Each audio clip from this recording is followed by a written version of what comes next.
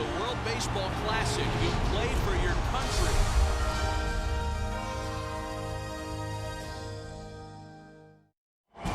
From the Hoya Cove south in what's called America's finest city to the Gaslamp District and beautiful Petco Park that since 2004 has been the crown jewel of downtown San Diego. We welcome you to this World Baseball Classic telecast on MLB Network presented by Geico. Tonight, a rematch of the 2013 finals featuring two undefeated teams in this running of the Classic, the Dominican Republic and Puerto Rico. A new pool opening in San Diego tonight. 4 teams that get here after qualifying from their previous round. Both the Dominican Republic and Puerto Rico get here after 3-0 undefeated runs. The United States is here. They'll play tomorrow night. So is Venezuela, who qualified after beating Italy yesterday in a tiebreaker game in Jalisco, Mexico. With that, we welcome you inside the press box with John Smoltz, Matt Vasgersian. 4 terrific, talented teams here, each one capable of winning the whole thing. Yeah, as you said, there is no underdogs. Each one has the talent. Each one can get to L.A. But I think the biggest thing is when you think about these 4 teams and the major league players that are represented, there may be a lot of runs scored. I'm looking forward to these 4 teams competing and see who moves on. Yeah, not what these guys want to hear. The starting pitching matchup in this one tonight really contrasts styles and experience.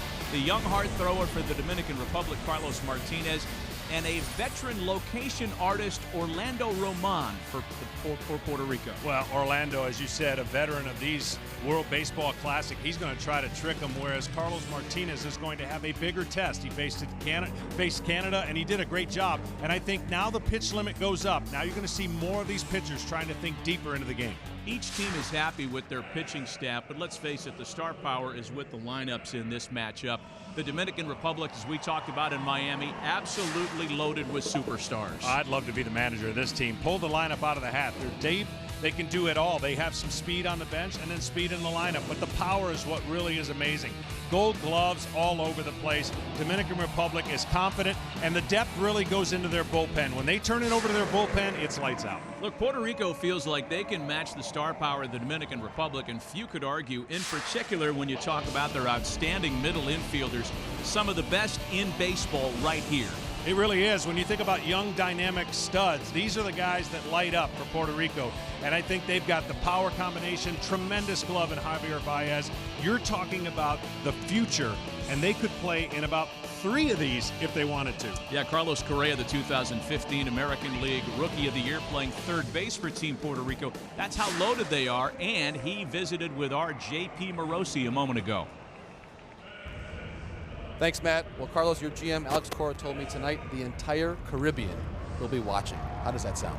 It sounds great. You know, it's a great game right here, Dominican against Puerto Rico. Obviously, a lot of talent on that field tonight, so hopefully we can go out there and show how good we can play. You know, obviously against a team that beat us last year for the championship. I mean, last baseball classic for the championship. It's going to be a fun time over here. Feels like you and I have talked for about 2 years, Carlos, about this infield. What's the reality been like now playing with Lindor and Baez? It's been so much fun, man. We always screaming in the field. We're always talking. We're always having a good time. You know, obviously, it's fun to watch those guys play in the middle of the field. Working with them during practice, I've learned so much from them. They've learned from everybody here. Having veterans like Beltran and Yadi's been helping us in a big way, and hopefully we can stay high. Gracias y suerte. Thank you. Back to you, Matty. Carlos Correa's homered a couple of times already in the World Baseball Classic. 7 home runs by Team Puerto Rico in their first round of play. 5 by the Dominican Republic. A lot of firepower on both sides. A lot of firepower, and as a pitcher, I wouldn't normally say this, but I can't wait to watch these lineups go after it. Let's take a quick break. When we come back, it's time for baseball. The Dominican Republic and Puerto Rico, a rematch of the 2013 finals. When we return, starting lineups and the first pitch from San Diego right after this. Welcome back as Orlando Roman gets tuned up for this. Oh my goodness, it reads like a nightmare even for a Cy Young Award winner. Gene Segura, Manny Machado, the MVP from Miami, and Robinson Cano will start it. Then it's Bautista, Santana, and Cruz. Adrian Beltre, Gregory Polanco, and Wellington Castillo rounded out. There's balance, there's speed, there's power. There is a lot of hardware in the Dominicans' starting lineup. Tall assignment for Roman, but he is up to the challenge. And though U.S. baseball fans might not be familiar with him, he is something of a well-known commodity in his native land. Drafted by the Mets way back in 1999. Never got to the big leagues. 38 years old, spent 10 seasons in the minors and 9 seasons pitching abroad. Well, he's got Yadier Molina, and as far as I'm concerned, the best in the business at being able to get his pitcher through a lineup. Look, there wasn't much expected from this pitching staff, or I should say unknown relatively, when they only gave up 5 earned runs in their last pool. So they definitely held their own. A lot of it had to do with Yadier Molina behind the plate. Gene Segura ready to start us out tonight. And the San Diego pool is underway. Segura earning back-to-back starts after sitting the first 2 games of the tournament for the Dominicans. He was 3 for 6 on Sunday and whacks a base hit into center field. Picking up right where he left off. Well, you mentioned the challenge for Orlando, and it's definitely going to be that. He's going to basically have to keep them guessing. In other words, he doesn't have overpowering stuff. He knows how to pitch. He mixes it up, and he's that WBC veteran, so he's not going to be, this is not going to expose his nerves. And then really, if you're the manager, you just want to give me 3 innings. If you can get 3 innings, turn it over, and just let your rest of your staff try to navigate. You don't want to kind of go through the lineup more than once if you have to. And I would expect 3 innings would be the max they can get out of Roman. He'll deal with a base runner aboard. We'll see him work out of the stretch to the red-hot Manny Machado. 5 for 14 with a home run. That's the batting line that gave him consideration for MVP in Miami, but it was the defense that really sealed the deal. He played brilliantly at third base. Starting at shortstop tonight, however. The position Manny grew up playing. And it's 2 balls and no strikes to him here. Well, the Dominican offense had 39 hits in those 3 games. A lot of those coming in that extra inning affair against Colombia, of which it was a tight game and broke it open with 7. 6 home runs and 26 runs. And that's hammered into the left field corner. That'll do damage. Segura being held at third.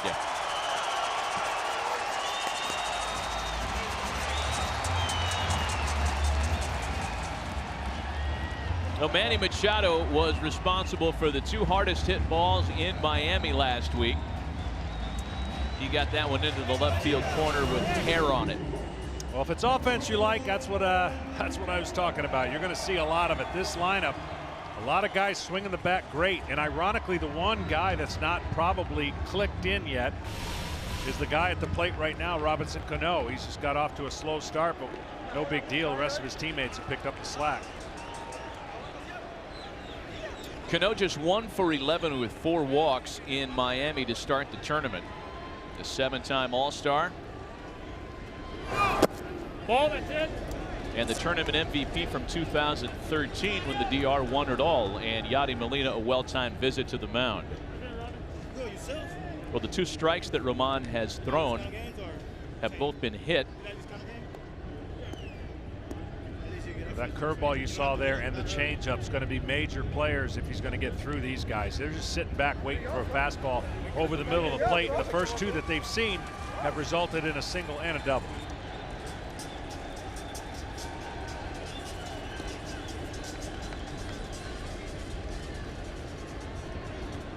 Ball and no strikes to Robinson Cano. Roman has fallen behind all 3 hitters he's faced, and now he falls behind 2-0.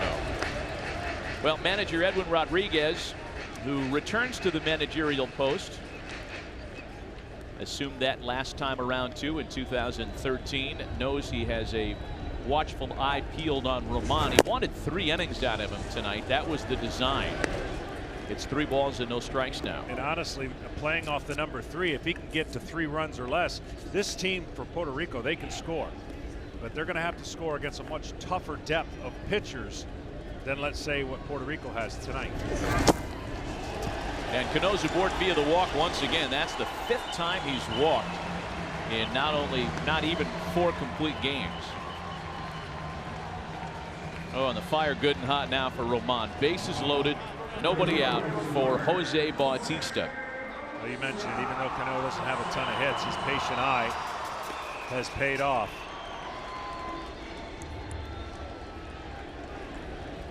I don't know if he'll be as patient, Bautista. Struck a big 3-run home run as a part of the 3-0 start for the DR in Miami. It might have made his greatest contribution defensively. The throw to the plate that nailed what would have been the winning run for Colombia in the bottom of the 9th inning Sunday afternoon. The 0-1 to Bautista. 6-time All-Star who is not regarded currently as one of the better throwing outfielders. But who knows, maybe that throw he made on Sunday will go a little ways in correcting that. Jose's healthy. He feels as good as he has in years this spring.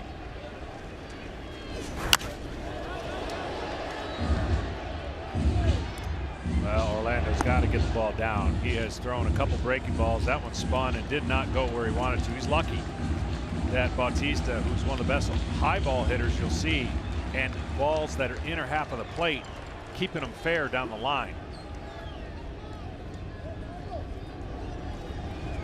1-2. And it's a 2-ball, 2-strike count now from Roman. He'll trade outs for runs right here, even if it's a fly ball that produces a run or even a ground ball. That's what he's looking at right now. They appeal and ring him up.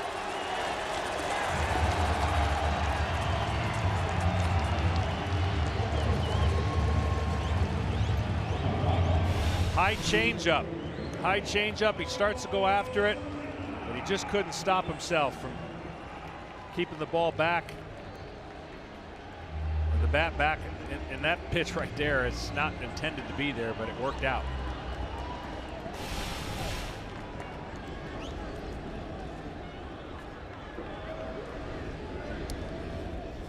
So one gone now for the switch hitting first baseman Carlos Santana. Santana ever aggressive behind 0-1, 6 for 15 in pool play in Miami. That included a 3 for 6 day against Colombia. Wow, now he's a ground ball away from getting out of it. His heartbeat, as we talked about being in this before, seems pretty cool and calm. A flare out to right field. It's going to hang for Rosario. He'll make the catch. Tagging up is Gene Segura. Throw to the plate. Is it time to get him? And Puerto Rico gets out of it.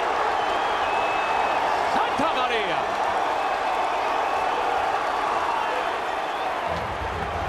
Only one player in baseball has thrown out more base runners the last 2 years than Eddie Rosario. He's got a hose and he showed it off Dave Parker style there. You can't draw it up any better than that.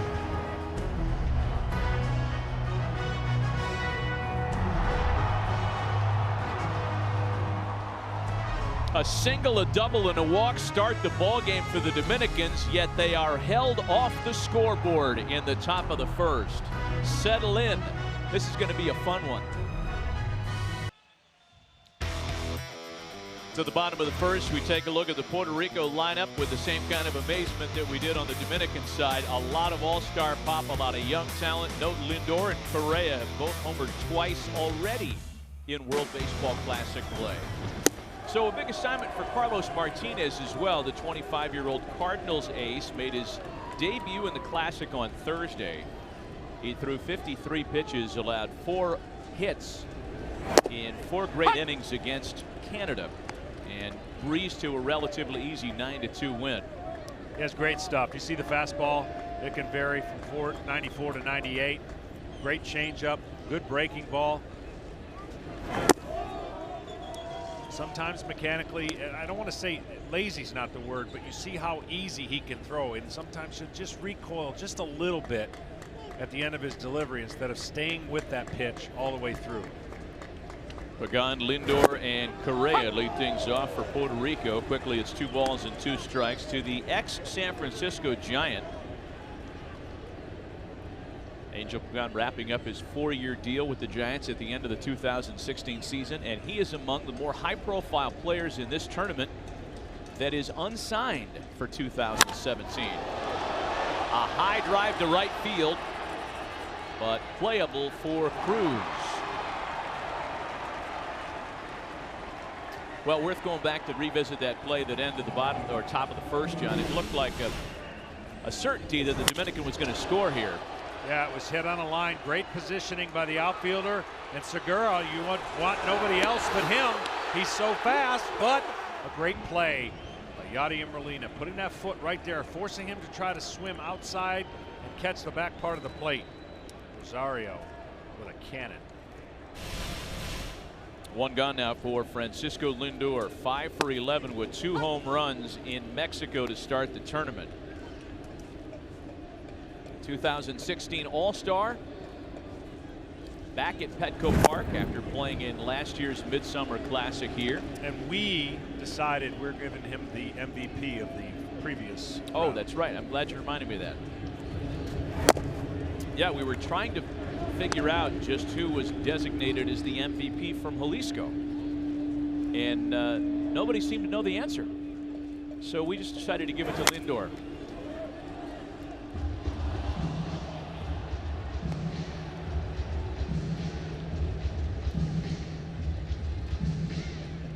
Already used to the big stage early in his major league career. Hit .310 in the postseason last year. His Indians coming a heartbeat or 2 away from winning a World Series title. 2 balls and 2 strikes from Carlos Martinez.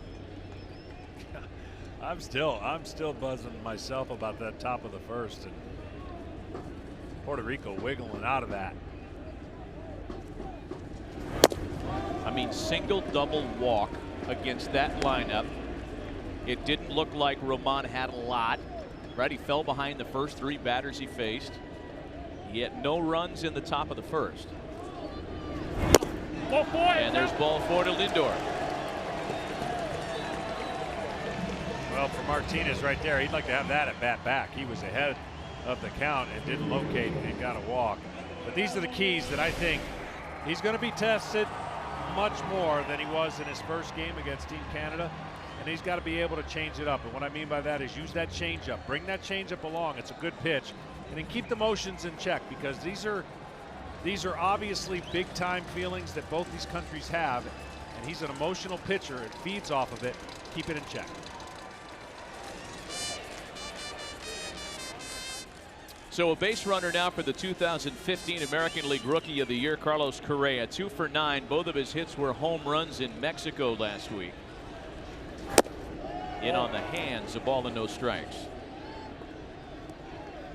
Early on, before anybody got to the World Baseball Classic, when rosters were being discussed, the question was, with all the great middle infielders on the Puerto Rico roster, which one of them would slide over and play a different position?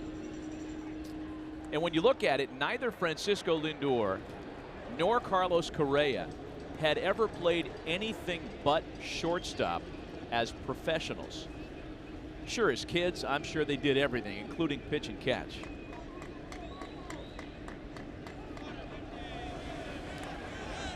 Correa, the one that slid over to play third. And JP, according to everybody, there is absolutely no give there. He's about as comfortable at third base as he would be anywhere else. He really has been, Matt. I think the key thing for Lindor at shortstop in this tournament, a couple things really. Number one, the Gold Glove at short in the American League this past season, and also the Indians, the Cleveland Indians, Matt, had a very strong preference for Lindor to stay at short and play nowhere else, whereas the Astros were comfortable with Correa moving around just a little bit. Another one in on the hands. And part of that could be because the talk long term is that Correa is going to be a third baseman. Unfortunately, when you talk to him, he said, I'm going to do everything I can because of his size, how big he is. Keep the weight off, stay at shortstop as long as he possibly can. That's where he wants to play. But everybody projects this guy to end up at third base based on the size. Kind of like Manny Machado a little bit. Started as a shortstop. 2 balls and a strike to count to Carlos Correa. There's an interesting exchange there with the pickoff throw of Lindor going back to first to his teammate Carlos Santana at first. They were getting a chance to have a conversation as it was a close play.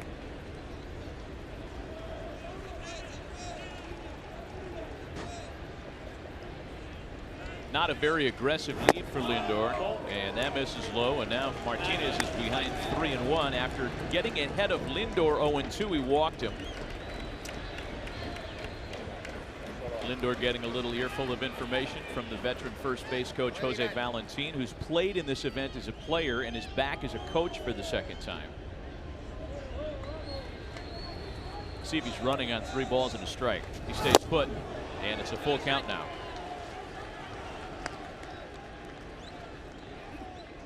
It's 98, nasty, moving on a 3-1 pitch to a great hitter. I'd say there's a contrast between these two pitchers. Martinez shakes off Wellington Castillo one time. See if Lindor goes on full count with 1 away. He stays put again. Ball, that's it. And it's ball 4. Back-to-back 1-out walks, and it's Puerto Rico that's got something cooking here in their half of the first. That slider just didn't make the turn. Stayed inside. He's trying to get it on the outer half of the plate. See how it backed up. Martinez finishing in a unique way, hoping he might get the call, but not so fast. Martinez has missed on 8 of his last 11 pitches, and now he's got to deal with the unquestioned leader of this Puerto Rico squad, Carlos Beltran, the 9-time All-Star and one of the newest Houston Astros, returning to the site of some of his greatest major league work when he spent the back half of 2004 in Houston and shined in the playoffs that year. He's got runners aboard with 1 away. Swinging a high fly ball out in right center field. Polanco and Cruz talking about it, and it's Polanco that finally asserts himself to make the catch. A little dicey. Well, for Carlos Martinez, here is his pitch grips on what I think are 3 dynamic pitches. He's going to have his full campaign this year where he does not have any restrictions that we know of now as far as innings. 4-seam fastball, and there's the slider. That slider can be devastating. He doesn't throw many curveballs, probably less than 5%. That changeup that we talked about is getting better and better, and the 2-seam fastball has tremendous movement. For Carlos Martinez and the St. Louis Cardinals, he has moved himself up to the front of the rotation. A lot expected from him this year. 2 on, 2 out now for the 7-time All-Star, 8-time Gold Glover Yadier Molina. Speaking of teammates, yeah, Yadier Molina caught every inning that Carlos Martinez threw last year.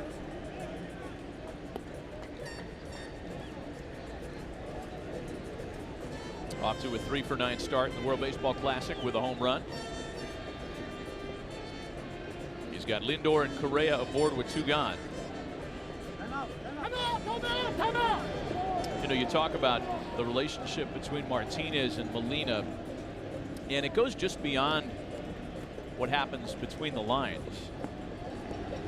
Molina, prior to last year, actually requested that the Cardinals locker the 2 next to one another.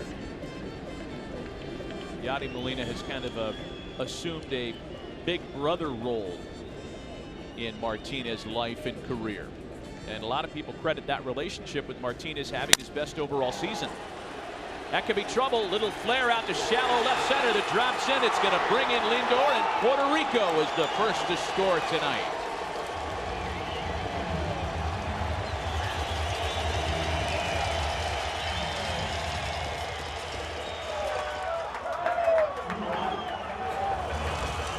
See the little smirk on Carlos Martinez. He's going to hear about that, right? During the year, Molina didn't hit it. He's trying to make facial contact and eye contact, but he won't do it.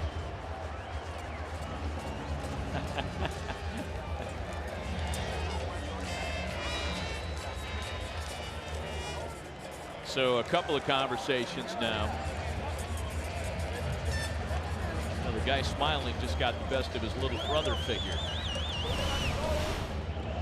Yeah, he didn't hit it great, but he got enough of it. And Machado, playing shortstop, goes back on this ball. Cannot get it. A big 2-out hit in the first inning after, again, it looked like Dominican was ready to break it open in the first inning.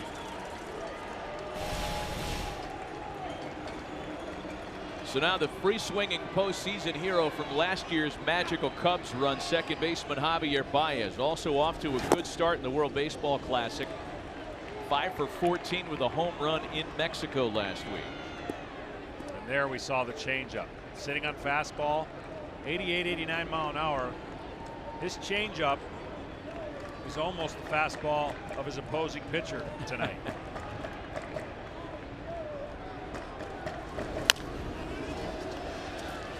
Baez pops one up, that one out of play. Javi Baez had the great postseason up until the World Series when he kind of cooled off, but he was the MVP of the NLCS in the 6-game win over the Dodgers. Hit .318, drove in 5 in that victory.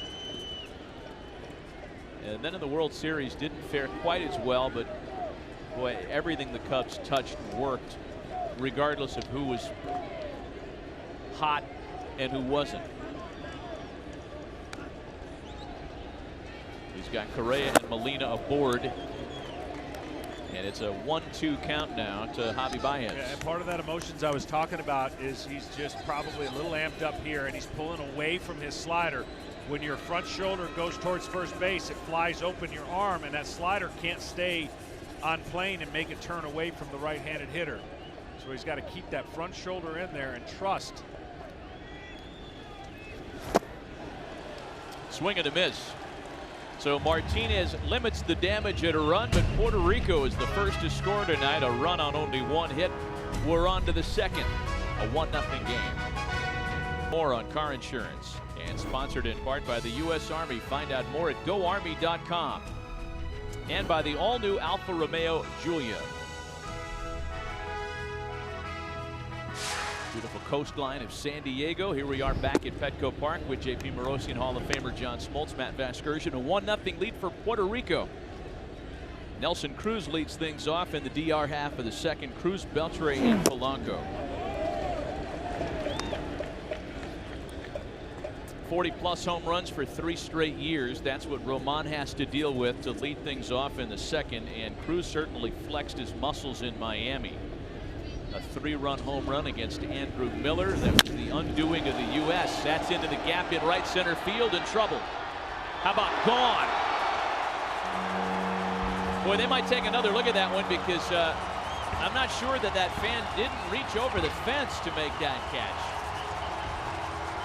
Yeah, I'm with you there. He definitely reached over. And I think that's exactly what the manager, Edwin's going to go out and ask him to take a look. Now, whether he reached over and this would have been gone anyways, yep. Let's say it holds out. But you're right, he did reach over. You know, I think it would have been gone as well, but the fact that, you know, where he finished, his hands were below the fence line, I wouldn't be surprised if they take this one back. Well, it's the only thing that they can actually take a look at as far as replays. Either way, that ball was hit extremely hard. As John mentions, the only reviewable play is just that. Home runs in the first and second round, and it doesn't come from the managers, it comes from the crew chief. Let's take a closer look again. This ball, I don't know if this angle will tell us. The other angle had a better look. Boy, John, I agree with you. I think it would have gone out, but I know I'm talking out of both sides of my mouth. I think they're going to call this one a double. I think they're going to bring this back.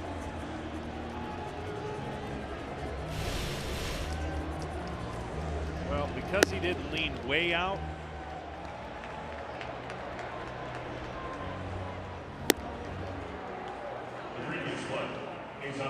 Under review. It was a heck of a catch, I'll say that.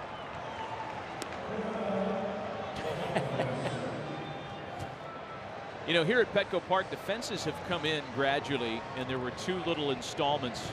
After the 2012 season, they cut that gap down. And it's exactly the dimension where that gentleman made the catch. There's a beach out there. See, this is the view where I think the ball would have been a home run. See how it almost looks like it was at above his wrist, and then he bobbles it, and when he catches it after he bobbles it, makes it look like it was actually lower than it is. That's the best I could say.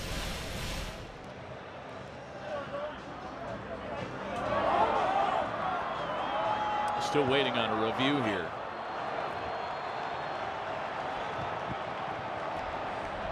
Puerto Rico's pitching coach Ricky Bonas and Edwin Rodriguez hoping for some good news here. If Nelson Cruz, if that home run sticks, it's his second of the Classic. Nelson Cruz is so strong, and it never looks like he takes like a huge swing. That's opposite field country there. There weren't many that hit balls out there in the early years at Petco Park. Phil Nevin was about the only guy strong enough to do that. But again, as we mentioned, the fences have come in here since those days. See, he just absolutely stays on that ball and knows it's at least a double right out of the gate. Yeah.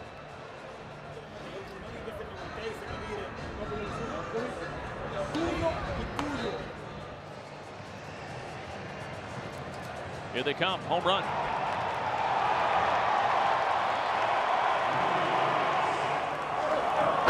Now they can celebrate.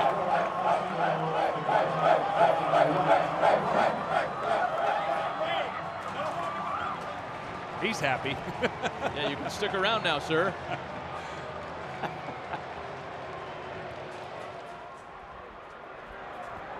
So a 1-1 ball game after the Cruz home run holds up, and now it's the four-time All-Star Adrian Beltre, 1 for 8 in making 2 starts in Miami, and he takes a strike.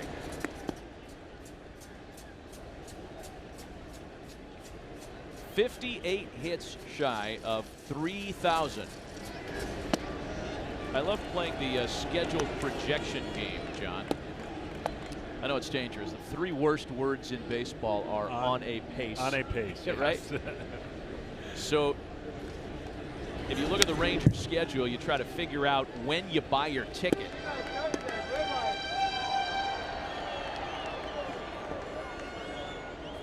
I'm going to say you buy your ticket sometime in May 18th.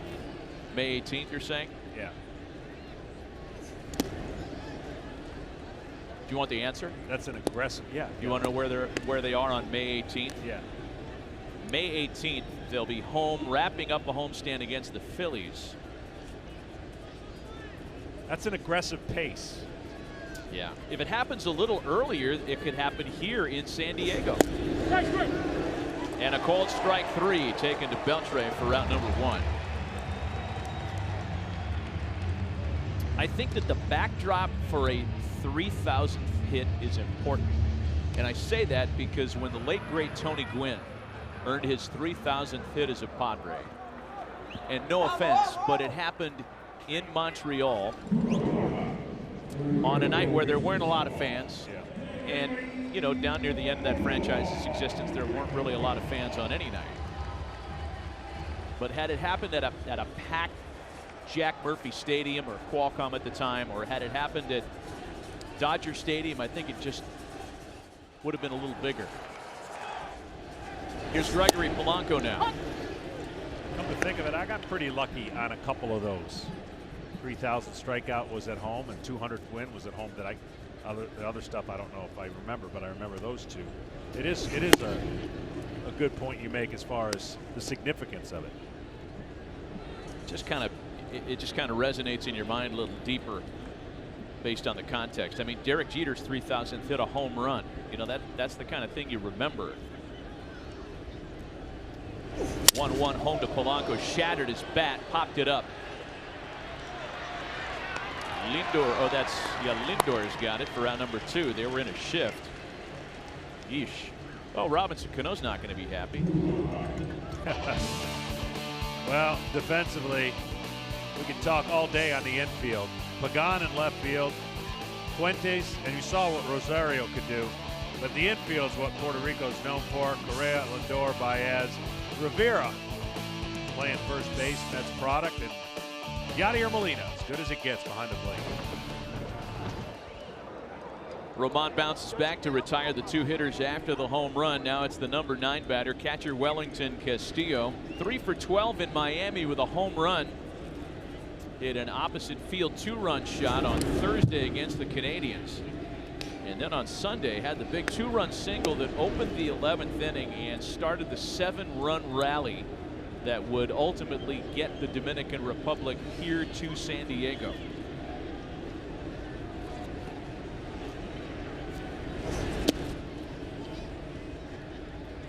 Two balls and no strikes. Orlando's trying to mix it up as much as he can and frustrate this lineup. He didn't look like he was frustrating them in the first inning with nobody out and the bases loaded, but then wiggled out of that.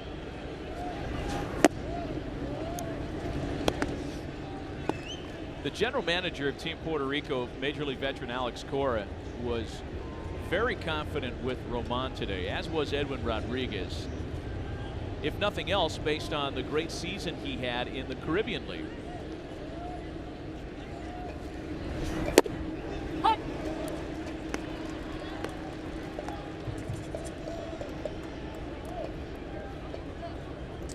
Three balls and a strike to count to Castillo. Top of the order, Gene Segura waiting next. Ball 4. You know, JP, there are so many stars on this Puerto Rico team. It was not a given that this group would be together playing in the Caribbean Series. It's a great point, Matt, and certainly you mentioned Alex Correa. It's been a very busy few months for him. He won the Puerto Rican Winter League Championship with Caguas, then the Caribbean Series Championship with that very same team. He built this roster, and oh, by the way, he's in his first spring on A.J. Hinch's staff in Houston. So Alex Correa, Matt, has been working with 3 teams in the last 2 months. Yeah, I mean, he is as busy as anybody in the game, flying back and forth between Puerto Rico and Houston, and then chasing the team wherever they may be. Segura with a ball well hit to the other field, but Rosario is able to make a routine play of it to retire the side. Nothing after the home run. It took a review, but it held up. Nelson Cruz. Sunset at Ocean Beach. We welcome you back to this World Baseball Classic telecast presented by MLB Network, presented by Geico on MLB Network. He's too busy thinking about Ocean Beach. I think that was David Wells carrying the bait bucket. I swear I saw a large man with a Babe Ruth hat. 1-1 ball game. Eddie Rosario leads things off for Puerto Rico against Carlos Martinez. Eddie's already made a mark on this game. An outstanding throw to the plate to keep Dominican Republic off the scoreboard in the first. That after they had loaded the bases with nobody out. Rosario, TJ Rivera, and then Raymond Fuentes here in the home half of inning number 2.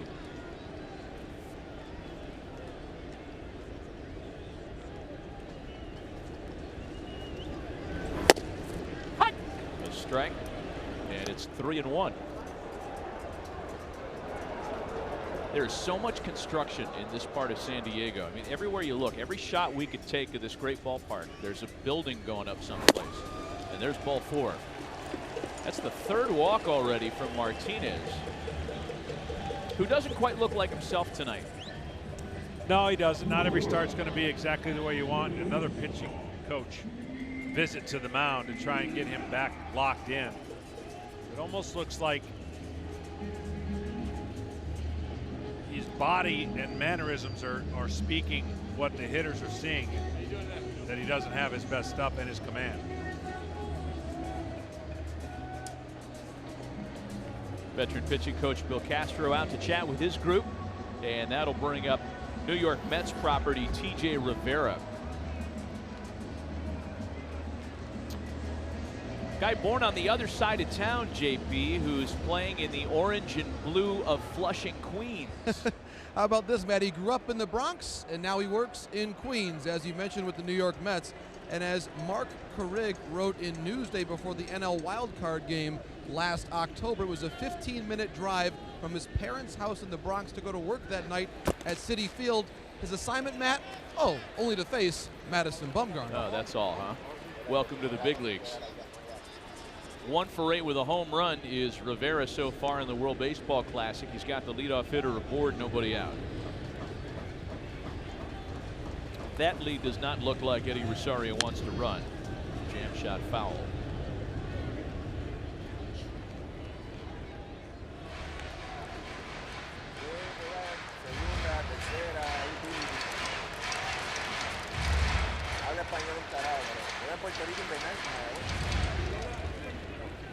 Discussing where they're going to go eat after the game.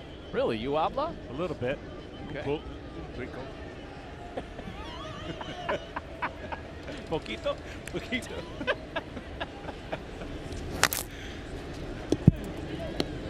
Oh, and 2 the count home to TJ Rivera.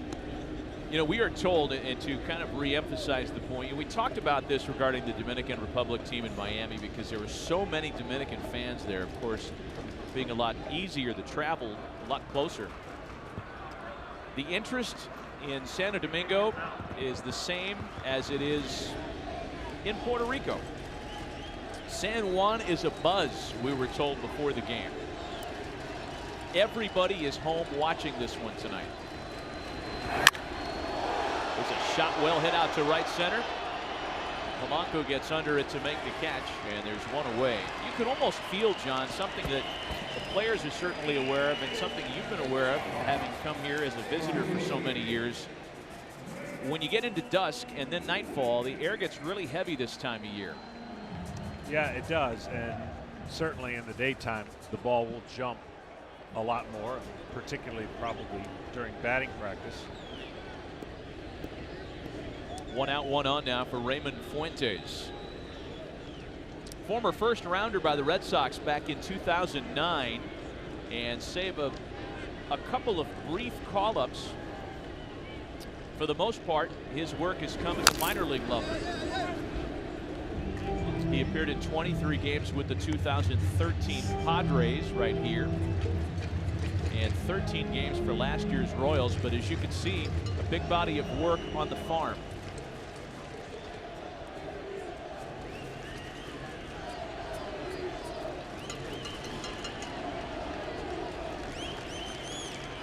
One out, 1 on for him here. Home second, a 1-1 game. 0-2. I used to mess up all the Spanish-speaking teammates on my team. I'd go up to them and I'd say, no eso sí que es. And they would look at me like, what is that? Doesn't mean anything. I said, no eso sí que es. He said, John, you're not making any, this doesn't mean anything. I said, I have no socks. No eso sí que es. I was spelling out socks. That's kind of how my Spanish would go. That's it, huh? Yeah. I'm sure they appreciated the attempt. They did. A swing and a miss. A couple of good changeups take care of Raymond Fuentes, and there are 2 away.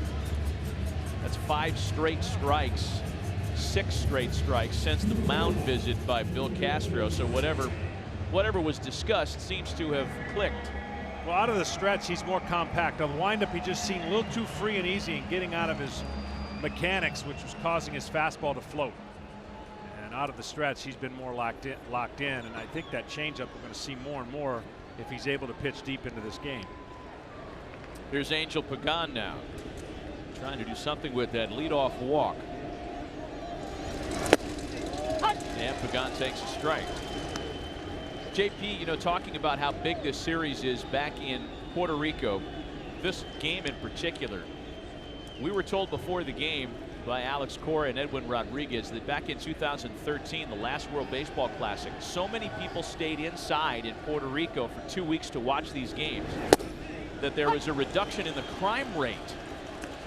There was, Matt, and even recently, the governor of Puerto Rico, Ricardo Rosselló, had a FaceTime conversation with the Puerto Rican team thanks to Carlos Baerga having his phone number. So again, some modern technology enables a word from the governor. Wow, that's big time stuff.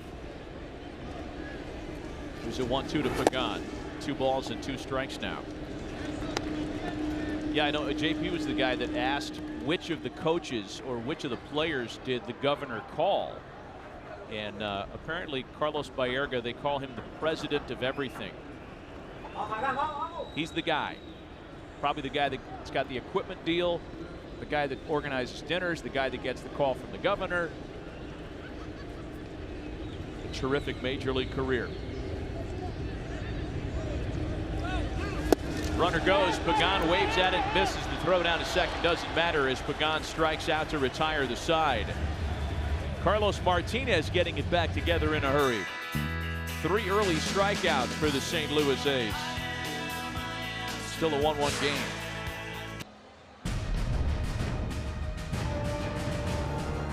More World Baseball Classic action coming your way at 6 a.m. 2-0 Japan takes on 1-1 Israel. Kind of a must-win game for the Cinderella of the tournament if they're going to move on.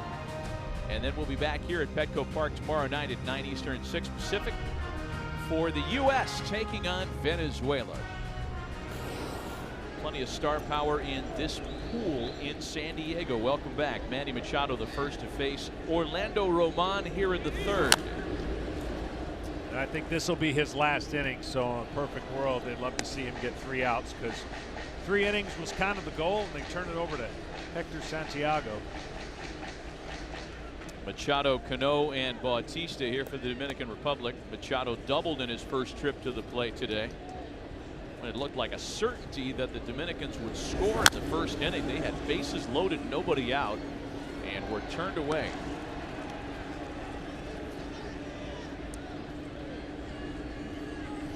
Machado now 5 for 15 in the World Baseball Classic.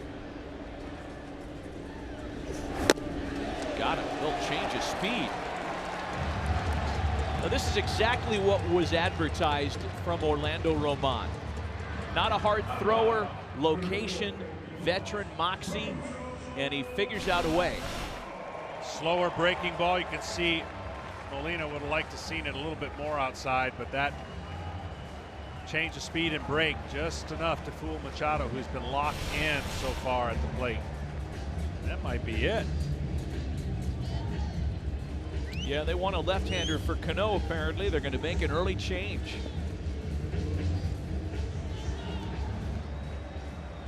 Orlando Román leaves him in pretty good shape. Should say so. Allowing only a run in 2 1/3. Another pitching change, or should I say the first pitching change. And we'll be right back. They're nicely. Just the Cruz home run, the only damage. He leaves with the game tied and 1 away, and hands the ball to a former All-Star veteran left-hander Hector Santiago. Yeah, this is a guy that throws across his body and will primarily throw fastballs and changeups. So as a left-hander, he creates deception by hiding the ball and creating spin on his fastball.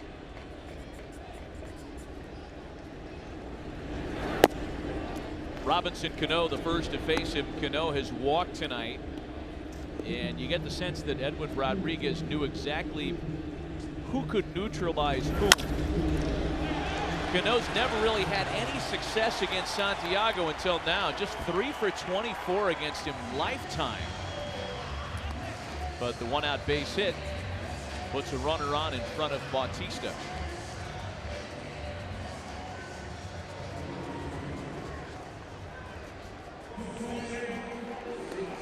Hector's really gotten into the spirit of the World Baseball Classic, Smoltzy. He's got the logo of the event. The logo you see on the right-hand side of your screen, the baseball and the colors. He's got it painted onto the back of his head. Huh. I was thinking about doing that on top of my head. First pitch to Jose Bautista's hit for a strike. Got like a perfect area circumference that could fill that area. I mean, if you want to do that and be identified by any drone and low-flying aircraft in San Diego County. 0-2 the count to Bautista. He has that unique fastball where you just think you're on it, but hitters don't always get on it. And the mid to belt high fastball, because of what I talked about, the hitter just doesn't see it as long as they would a traditional pitcher. He kind of works to his advantage.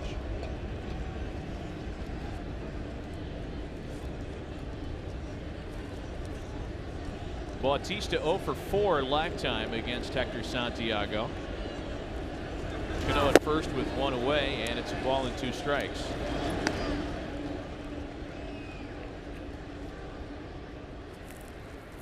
Robinson Cano doing his best Jose Bautista impersonation.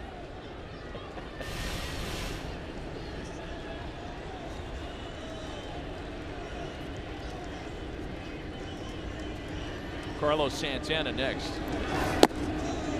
2 balls and 2 strikes. Remembering Hector's All-Star campaign just a couple of years ago as an Angel, he got into the break with a 2.33 ERA. Second half of the season didn't go as well for him, but last year between the Angels and Twins, he was a 13-game winner. Hey, look out. Full count now. Well, he has a lot of confidence in that fastball. In this day and age, when you don't throw 95 and above, you better have some deception or locate it. He doesn't necessarily locate it great, but like I said, he pitches up a little bit more than most left-handers would. Here's his 3-2 home, and there's ball 4 to Bautista. Started the at-bat 0-2. And Bautista comes back to work the walk.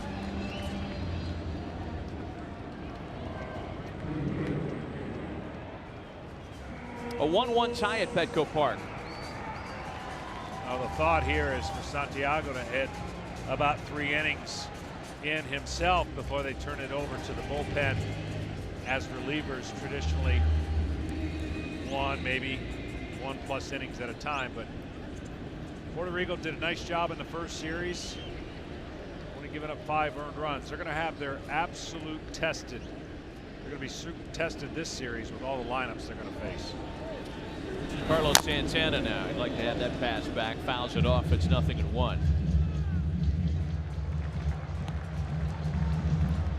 There's still a chance that if both of these teams move on in the tournament, that they would face one another in Los Angeles. That's the next and final stop in the World Baseball Classic. The 2 winners from this bracket and the 2 winners from the Tokyo Dome.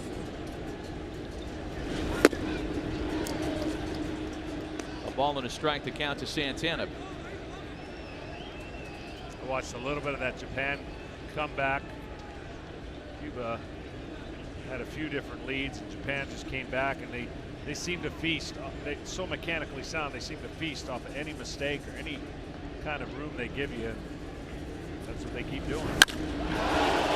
Hit a bunch out to left field. Pagan giving it a look at the wall. He's there to make the catch. Yeah, welcome to San Diego.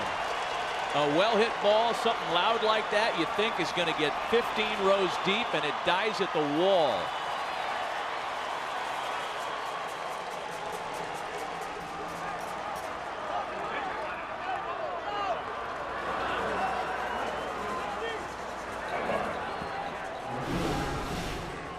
Yeah, this ball was hit pretty good. Another high fastball.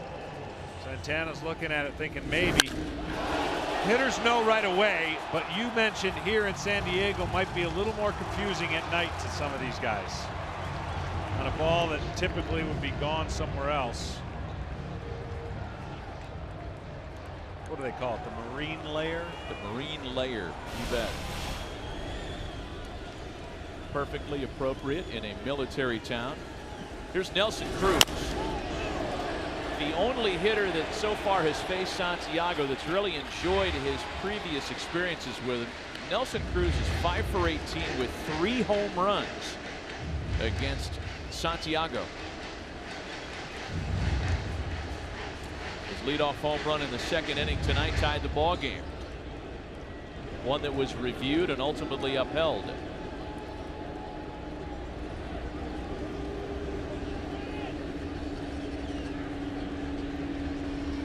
Two on, 2 out, 0-1 to Nelson Cruz. Let's take you back to the 2nd. It's a good pitch. Outer 3rd, maybe even off the plate.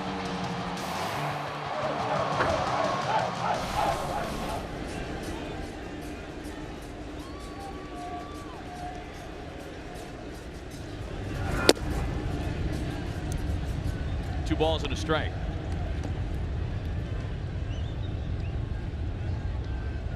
The Dominicans hit 5 home runs in their first round.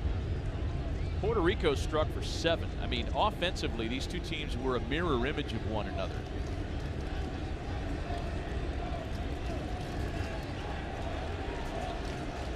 The DR hit 342 in their 3 games in the previous round. Puerto Rico 353 with power. A little confusing in the fact that the DR had 2 late rallies. Down 5-0, their offense got kicked in, and then 3-3 in the 11th. They scored 7 more runs. So typically those numbers look a little bit better as a whole, whereas Puerto Rico pretty much handled business all 3 games.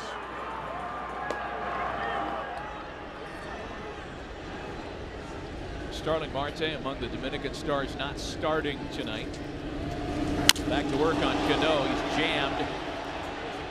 That's playable for Pagan to retire the side. Nothing comes with the 2 base runners with 1 away.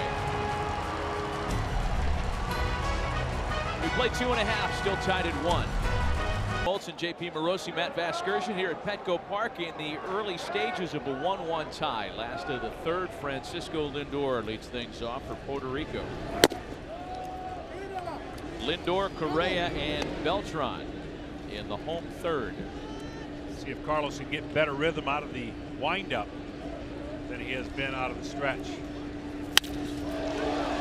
And a base hit for Lindor. He's been on base in both of his plate appearances to start tonight.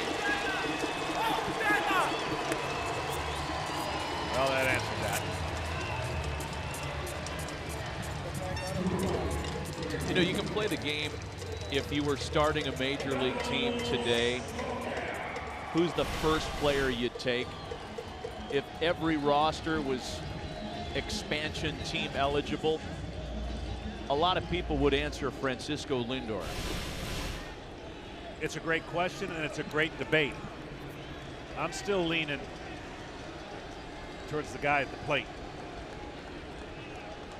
Would probably be the most popular other answer. Carlos Correa also walked in the 1st. Why would you lean that direction over Lindor? Well, let's just say if he stays at shortstop, okay? Because I think it's so difficult to have a shortstop play with the kind of power and numbers. Lindor, like we've heard, may win a batting title soon. But Correa could hit 40. He's the closest thing we've seen to Alex Rodriguez in the way that Alex played shortstop and offensively hit.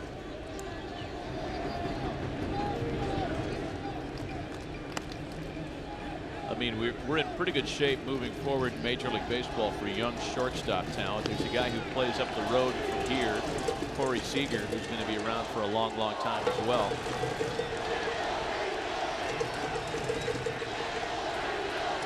Lindor off first for Correa. In visiting with the brain trust of Puerto Rico's coaching staff today, they realize what they have. And it goes way beyond just a star player for the Indians and a star player for the Astros and 2 guys who are playing for their country the next couple of weeks. These 2 players, along with Javi Baez, are being credited with revitalizing baseball on the island. And that's the thing. You may not get Javier Baez's name in the top 5 of those picks. That's mainly because of some of the mechanical flaws in his offense, but defensively he can play every position.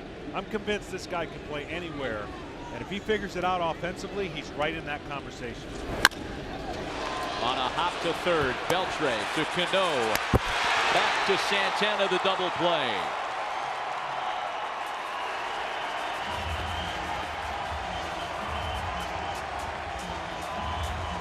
A tricky little hop that Beltre made look pretty easy. Then once you get it to Cano, talk about easy. It's an automatic double play. Little skip off the infield grass. Once he gets it to Cano, poetry in motion. So 2 out with the bases empty now for Carlos Beltran. He fly to center in his first plate appearance tonight. 5 for 9 in Mexico last week. You've noticed the theme for Team Puerto Rico in terms of facial hair, at least the color of it. I didn't notice it, to be honest with you. I didn't know who he was. I know he looks like Ernest Hemingway.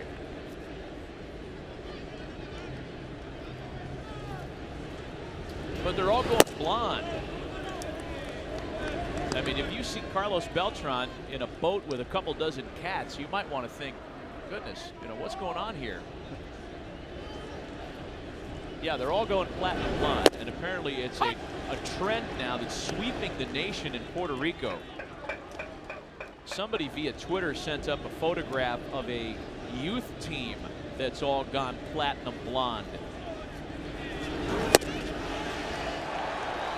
Swing and a miss by Beltran. Martinez gives up the leadoff base hit, then rolls 2 and gets a strikeout to keep Puerto Rico off the board in the 3rd. The opening of the San Diego round. From here, it's up the road to Los Angeles for the semifinals and finals. Plenty to be determined before then as this pool opens tonight. Adrian Beltre, the first to face Hector Santiago here in inning number 4. These two have faced one another quite a bit, as a matter of fact. No hitter has faced Hector Santiago more often than Adrian Beltre. I guess the next question is who's had the better of those matchups? Beltre 10 for 39 career with 3 home runs against the man on the mound tonight. Fades a pop into shallow right field. Baez out there to make the catch. Between innings, J.P. Morosi had a chance to catch up with Puerto Rico manager Edwin Rodriguez. Thanks. Edwin, how do you describe what Yadier Molina means to your team? Oh, he's the brain. He's the one controlling the whole game defensively, even offensively. I mean, he comes in the dugout and he starts, you know, talking about pitches and all that. He's the energy of this team. What has the World Baseball Classic done to help revitalize baseball on the island? Oh, it did have been a great last 4 editions. I mean, since 2006, 2009, 2013, and this year. I was talking to Carlos Delgado, we were saying this WBC should be at least every 2 years because it brings so much energy to Puerto Rico and the Latin countries, even to Japan and Korea. So it's a great event. Most important question, are you going to dye your hair too? I don't think so. There's no chance on that one. Gracias, Edwin. All right, thank you, man. Thanks. Now the Rally Platinum Blonde, it's working. They haven't lost in this event yet this year. Here's Gregory Polanco with 1 away and the base is empty. Polanco popped out to second base in his first try tonight.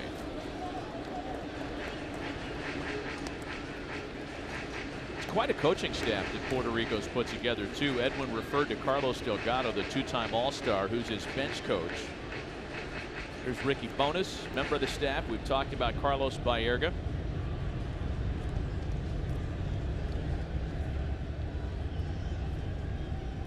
Jose Valentin had a great major league career, and Polanco on a broken bat opposite way single is aboard.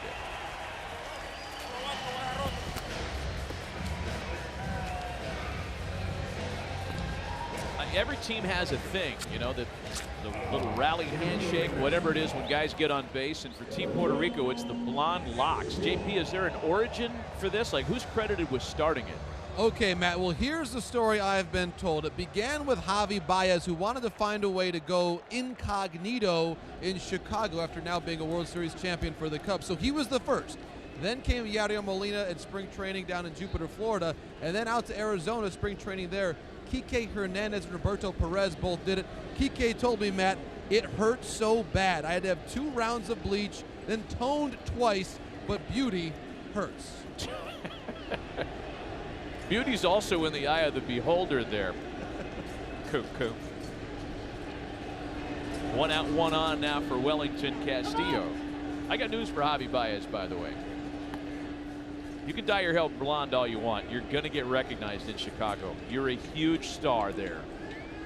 Not to mention, when you have the Major League Baseball logo tattooed on the back of your neck, I mean, no hair dye is going to cover that up.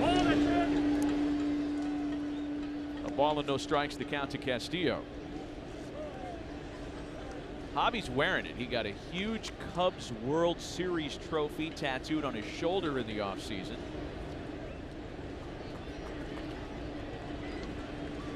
He better not decide to play basketball down the road. He's going to run out of space.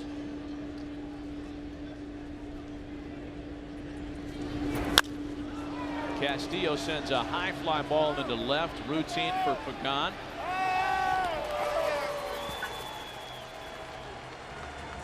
Well, Santiago he does a nice job of being effectively wild. He pitches in enough to keep the hitter honest, and then he'll wrinkle that changeup, which you just saw right there.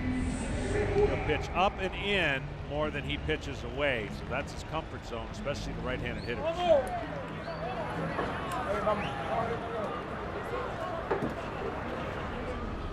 There's Gene Segura now, top of the order with a runner aboard and 2 gone. They got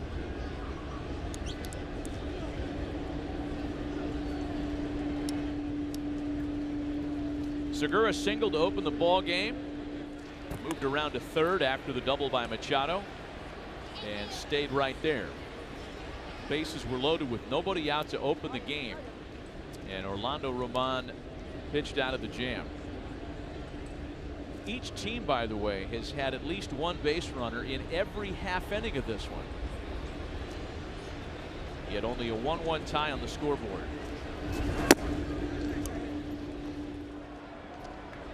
A ball and no strikes to Gene Segura.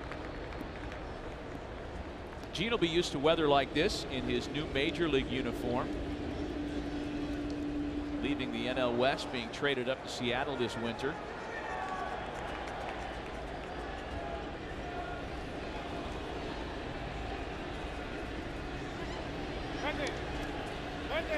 Polanco goes, had a pretty big jump, and Molina can't get a handle on it rather to throw down.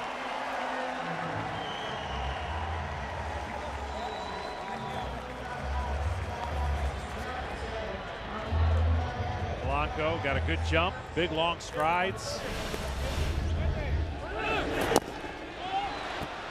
As you said, Molina didn't quite come up with it. Normally he does. 42% for his career in throwing out would-be thieves. That's the highest career number out there. And Segura takes a strike. It's 2-1. Check the count. A ball and 2-1. 2-1. Dominican Republic looking for their first hit with a runner in scoring position tonight. 0 for 4 so far.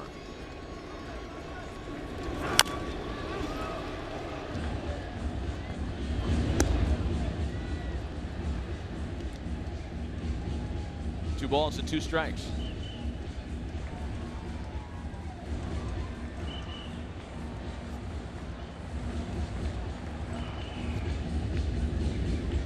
Manny Machado waiting on deck.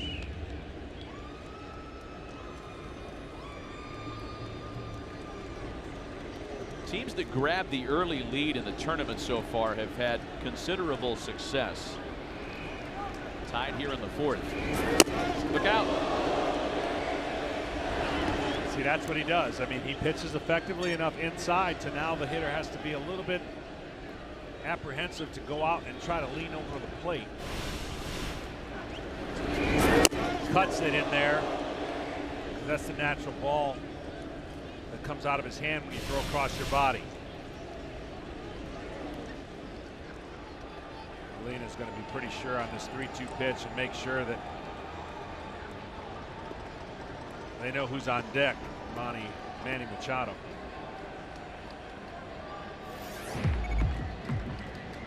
Puerto Rico scored first. The Dominicans countered in the 2nd. Back to that number, talking about leading after 5. So far, teams that lead after 5 in the tournament are 19-6.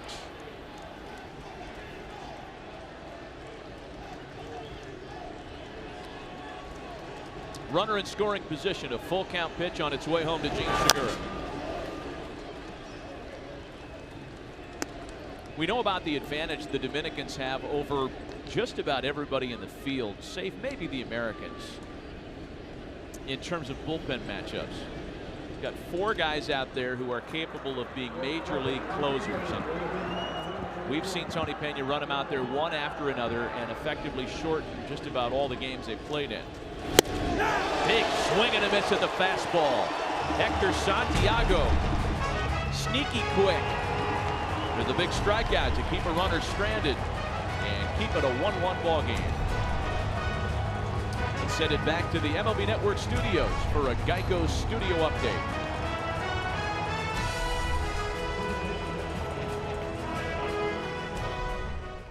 Yeah, hit that. I think the folks at Hyundai might want to talk to you about that. Appreciate the plug. Yadi Molina leads things off in the last of the 4th inning for Puerto Rico. Carlos Martinez back to work, having induced 9 swings and misses tonight. That includes a swing and miss, all 4 of the Ks of that variety. This has been kind of a non-Carlos Martinez-ish performance in one regard only. He's rolled a double play ball tonight. Those are his only outs on the ground, and this is a guy who had the 4th highest ground ball rate among all qualified pitchers last year.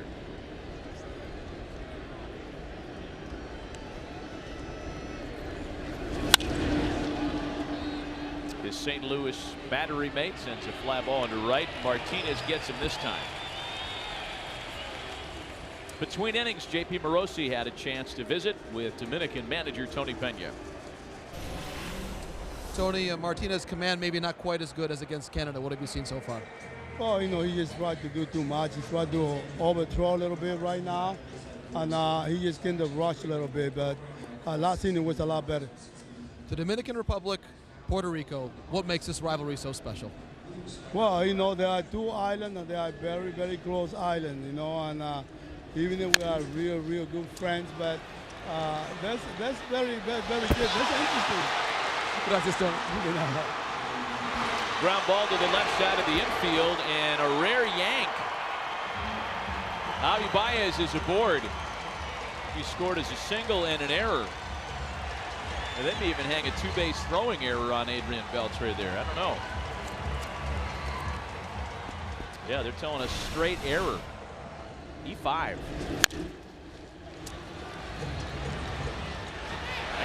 can't remember the last time I've written down E5 in a game that I've watched involving Adrian Beltre as a 3rd baseman. You don't get it very often.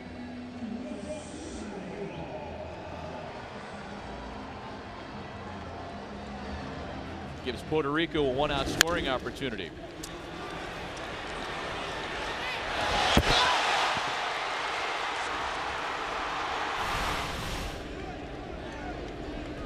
And the left-handed hitting Eddie Rosario has that chance. He takes a strike. Lefties have a little more success against Carlos Martinez than right-handers.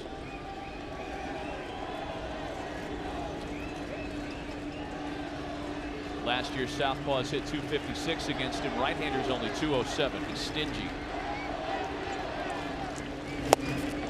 Fastball misses in.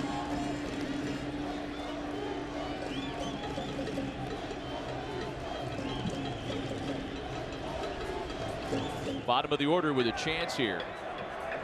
TJ Rivera next. An opportunity from a 2-base throwing error out of a rather unlikely source. Well hit to right. Cruz is back, and that's going to get over him. Same dude gets another baseball on a ground rule double.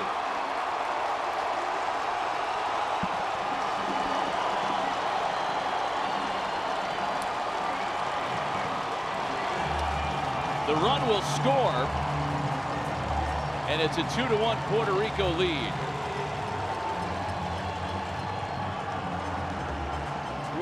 What was that guy telling Nelson Cruz? I don't know, but that was a pretty good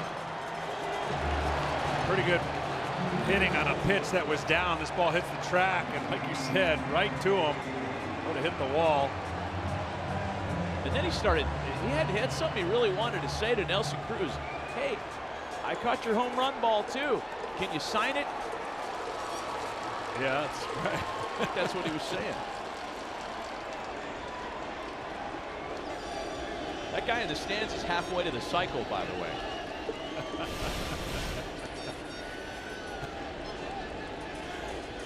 There's TJ Rivera now.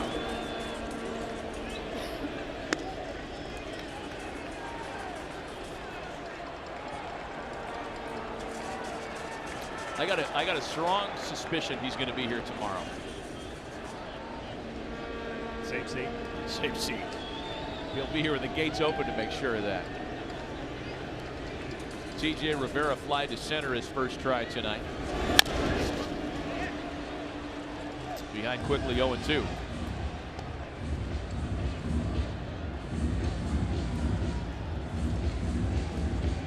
Dominican Republic not really used to even trailing in this World Baseball Classic. We're talking about a team that hasn't lost in this event since 2009. They ran roughshod over the competition in 2013 en route to the championship. 3-0 already this year.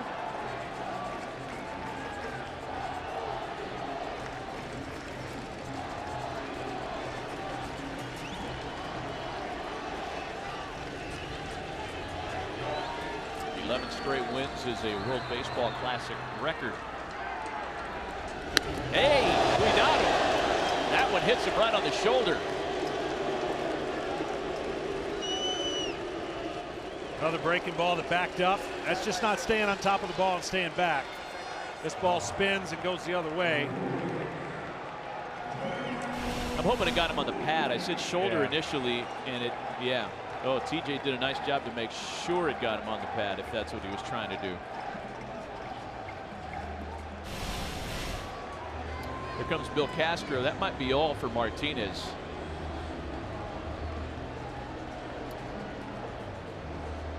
Well, that'd be tough because nobody's up in the bullpen. Thought I saw somebody up earlier, but nobody's throwing.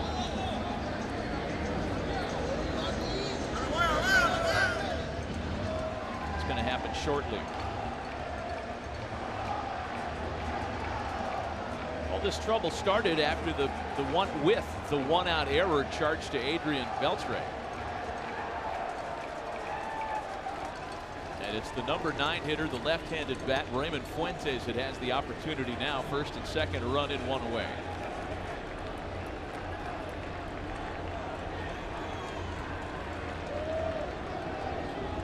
Talk about the 65 pitch cap last round. It's up to 80 here. Although I'd be really surprised if Martinez gets too close to that number. Ball and no strikes.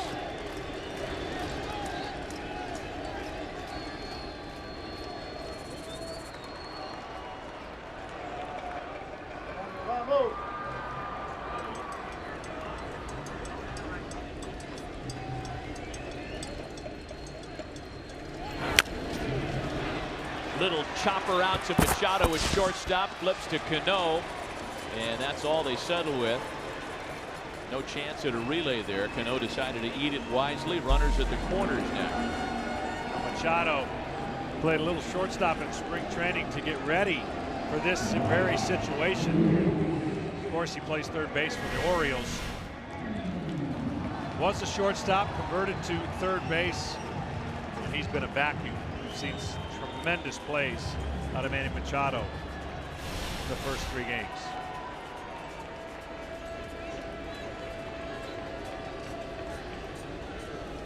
Here's Angel Pagan now.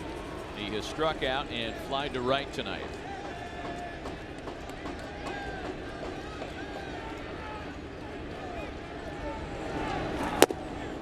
Pagan is one of the Puerto Rico players that has participated in this event previously. In fact, there are 4 guys on this roster who have played in all 4 World Baseball Classics.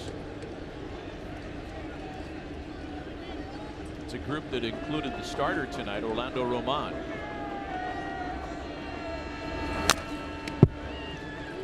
One ball and one strike to Angel Pagan.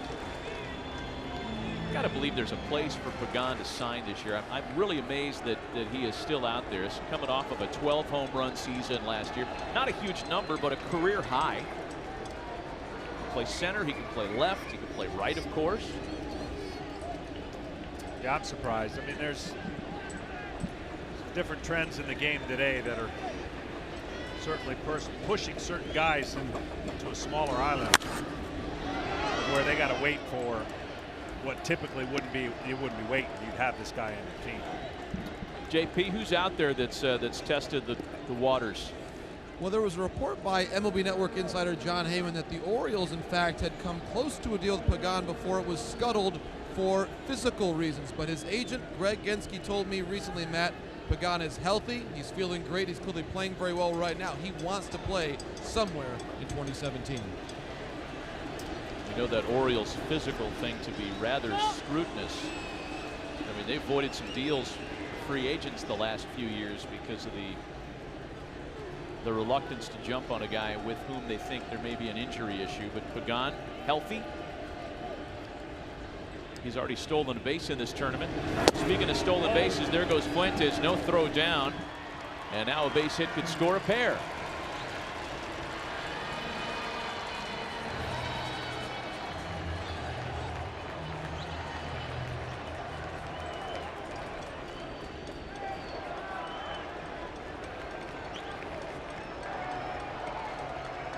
Dominican bullpen is in fact busy now. Hector Neris is up and throwing.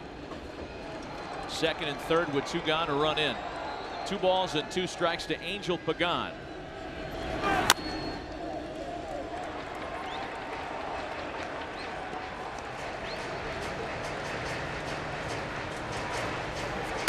Cano calling out Castillo to talk about something he either sees that may be something they want to change, whether it's with their signs or whether it's with the pitch selection.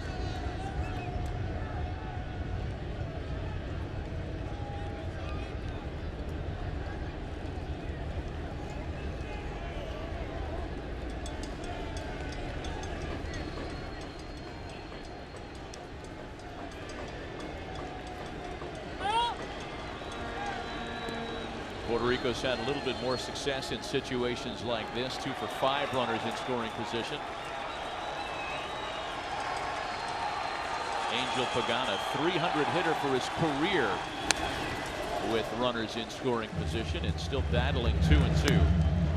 Remember a few years ago when Angel Pagan was hurt in San Francisco and the Giants swooned, and it started the whole conversation, one that started to really annoy Bruce Bochy, that the numbers were so lopsided with and without Pagan in the lineup. He was a really important part of their success.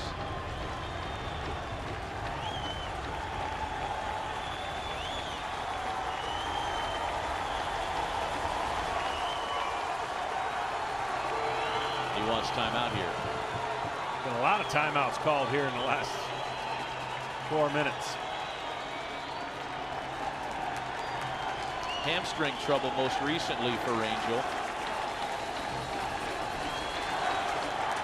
But again, he's over all that and wants to play. Takes a called strike 3. Well, Martinez had him fooled. He's able to strand a pair, but Puerto Rico does get a run. We played 4 complete at Petco Park in San Diego tonight. A 1-run ball game.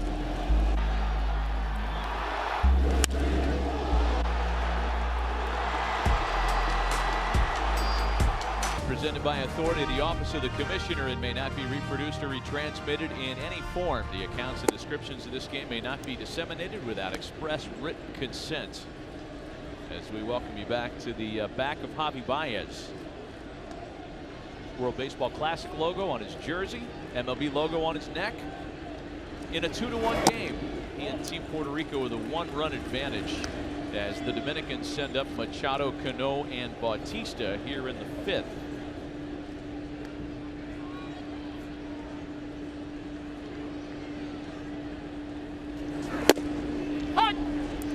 A strike from Santiago. 2 balls and a strike.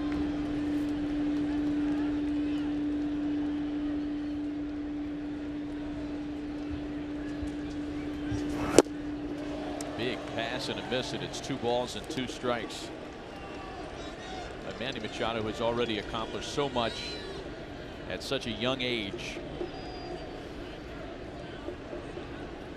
I don't know that there's a way to get him out at this point. He'll murder a fastball.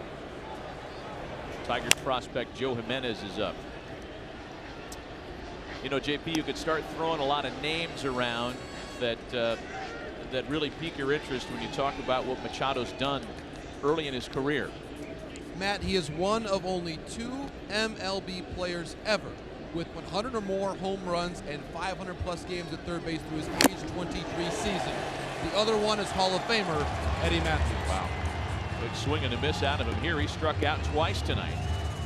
And there's one gone for Santiago in the 5th.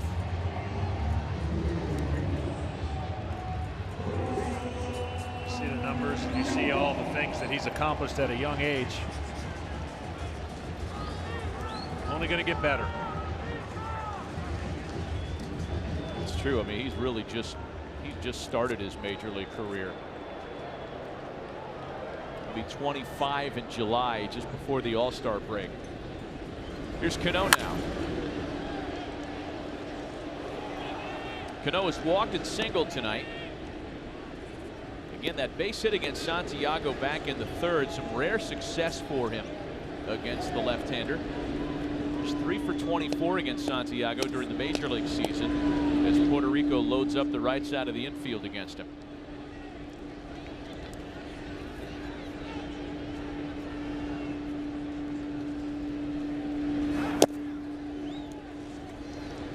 One and one.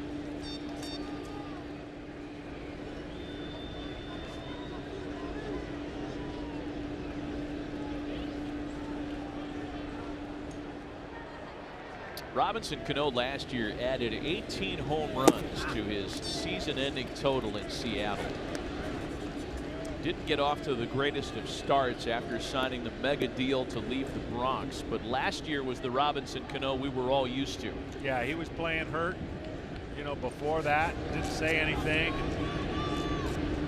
Last year was more of the kind of numbers that we expected. You knew his numbers would be altered going to Seattle versus playing at Yankee Stadium.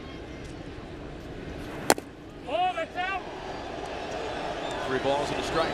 But I can also tell you that his roster has changed quite a bit since he's gotten there. They've added a lot and changed a lot of players. This is a real close pitch, but an accurate call. Yeah, the Mariners were the busiest offseason team this winter. Ball 4. And there's ball 4 to Cano. He's aboard for the 3rd time tonight.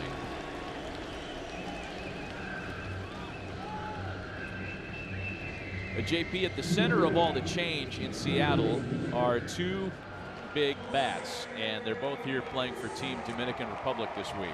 They are, Matty, and add Gene Segura to that list as we've talked about before. They've got Kyle Seager there. The Mariners, Matt, interestingly, the longest postseason drought in the major leagues, going all the way back to 2001, that magical 116 win season. Wow. You know what? I would have gotten that wrong if you'd asked me which major league teams got the longest postseason drought. Here's Jose Bautista now with 1 out and 1 on. Well, the GM in Seattle, Jerry Dipoto, has not been there for that long, and he's already made 40 deals. Yeah, at some point that's got to change. I mean, you got to establish what you want, hopefully create a winning culture without trying to add new pieces all the time. But he did go there and change just about everything.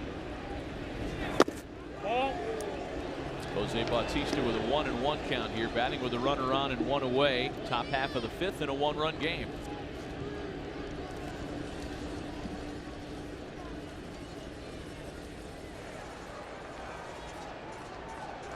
Bautista has struck out and walked tonight. 2-1 now.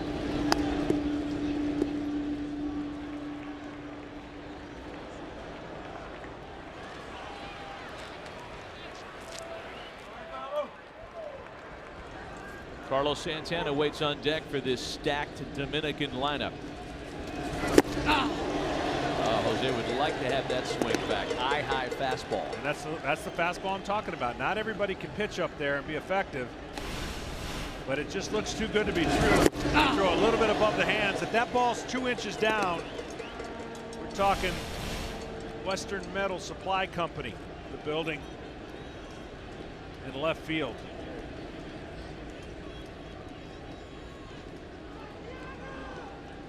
2 balls and 2 strikes to the 6-time All-Star Jose Bautista. Come on, come on. Yadi Molina has called timeout a couple of times on behalf of his pitcher in this one.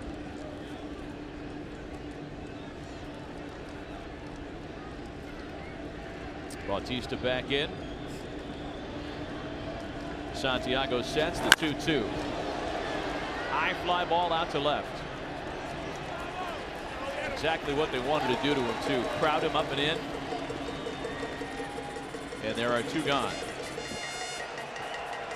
Yadi Molina still, John, with all the years of service, all the wear on the knees and the hips, he still is able to set up super late in an at-bat. You see how late he popped inside of Bautista there? Yeah, it's not hype when people talk about Yadi or Molina.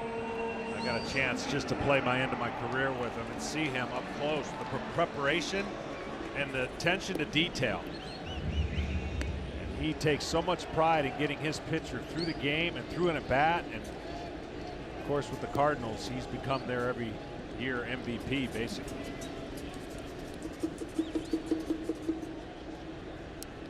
Two gone now for Carlos Santana. Well, I mean, the numbers speak loudly. In the 10 years that Yadi Molina rather has been the everyday catcher in St. Louis, the team's ERA is a full run lower when he catches. Catches a lot. Ball, that's in. Mike Matheny, JP, talks about how, you know, Carlos, I keep calling him Carlos, Yadi Molina can't be talked out of a lineup. He wants to play every day. Well, speaking of lineups, Matt, let's think about this. The last Cardinal catcher to start opening day, other than Yadi or Molina, is Mike Matheny himself. There it is. Back in 2004. I'll never forget when they gave him that contract, and a lot of people said, wow, that's a lot of money for just a defensive catcher.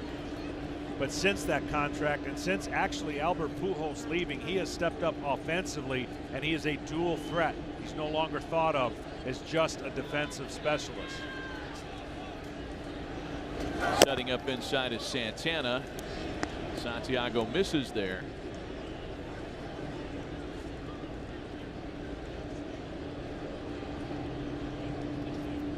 Two balls and a strike. Nelson Cruz waiting next, and that's a plate appearance that the Dominicans would love to get with a runner or two on, because as we talked about, Cruz has really had a lot of success against Santiago. 5 for 18 with 3 home runs during the course of the major league season. So this becomes a really important plate appearance from Carlos Santana.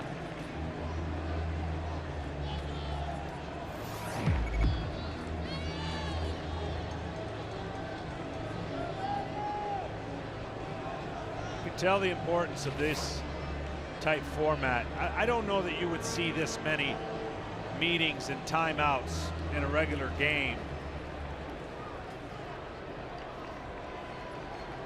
But Yadi knows how to get through this lineup. He's going to have to be in sync perfectly with his pitchers. Staff that's held up remarkably well so far tonight. And Santana now in front, 3 balls and a strike.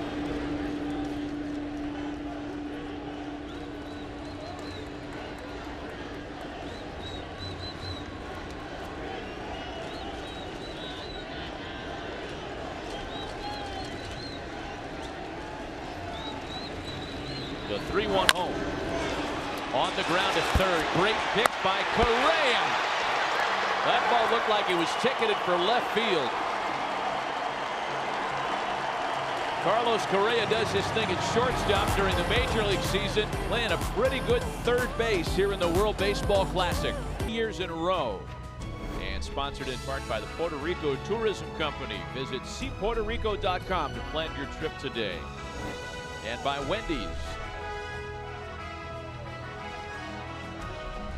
A 2-1 lead for Puerto Rico as they dig into bat in the last half of the 5th. And a new pitcher on the mound for the Dominican Republic. 27-year-old right-hander Hector Neris takes over. saw Neris in Miami, and he had a particularly sharp inning against the U.S. Francisco Lindor picks on the first pitch and grounds to second base. One gone. Well, Neris, fastball split. He's got other pitches, but he loves that splitter. And when his fastball is pounding for strikes, especially at the knees, then he's going to throw that split finger right off the fastball and disappear to the shin guards of the catcher. He throws that split finger nearly 50% of the time. 102 strikeouts out of the Phillies bullpen last year. Second most ever by a Philadelphia reliever. One gone for Correa.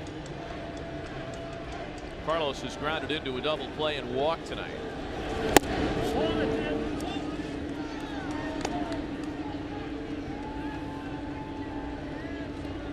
Well, the theme tonight for a lot of the pitchers on both sides, they've been crowding a lot of right-handed hitters, trying to run that fastball in.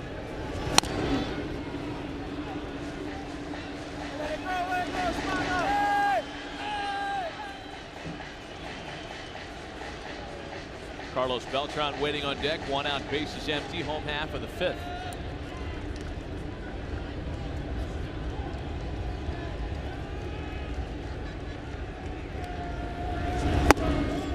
I think it's an interesting kind of equation when Carlos Correa bats in front of Carlos Beltran. You know, the older guard rather, of Puerto Rican superstar against the guy who's going to carry the torch the rest of the way. And Correa's got a screaming base hit back up the middle.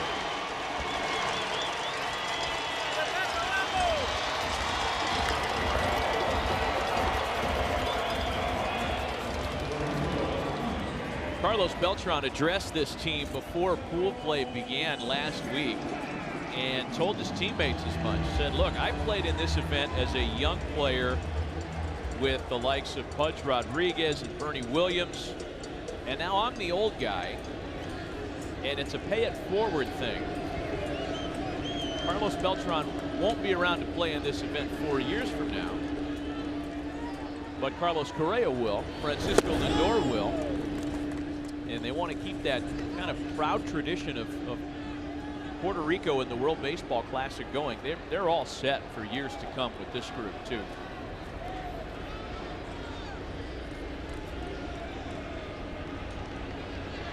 A ball and no strikes, the count to Carlos Beltran. You know, it wasn't always a guarantee either, JP. There was a time when it was thought that baseball was losing momentum in Puerto Rico.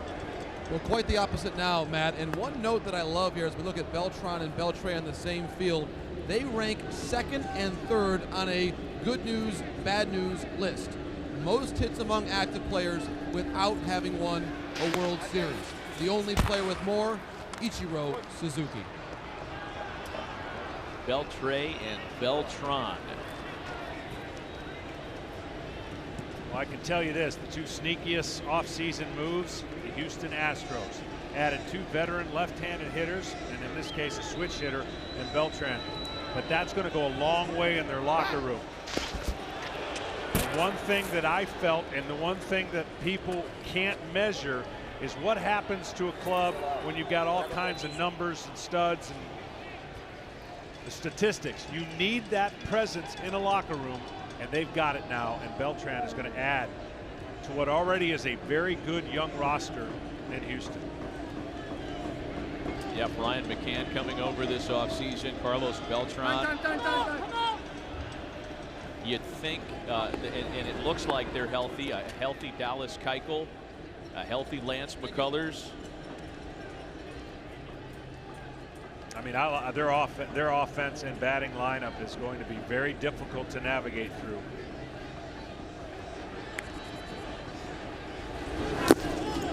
It's where do they get the consistent pitching? But they now have someone they can go to, someone that can speak to many different matters that happen in 162 games. Someone like him who's been through everything.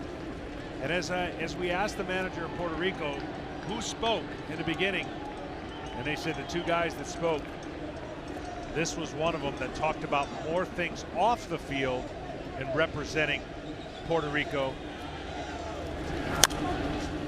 And Molina talked about the things on the field. So they covered every aspect before this thing got started. Going back to Houston, where he had so much success after he was traded there at the end of the 04 season. I mean, that run he went on in the postseason as an Astro at the end of that year was unbelievable. He went 20 for 46, hit almost 450 in 12 games with 8 home runs. Yeah, I saw that up close, unfortunately. Oh yeah, I didn't mean to go there on that. Sorry about that, I forgot. Well, he was able to leapfrog that into a huge deal with the Mets. There's a bouncer to first. Santana gets one there. The relays in time to double off Beltran. Didn't think there was any way they'd have enough time for that. And Manny Machado's going to call Buck Showalter when this is over and start rallying for playing time at shortstop. Get ready for that, Buck.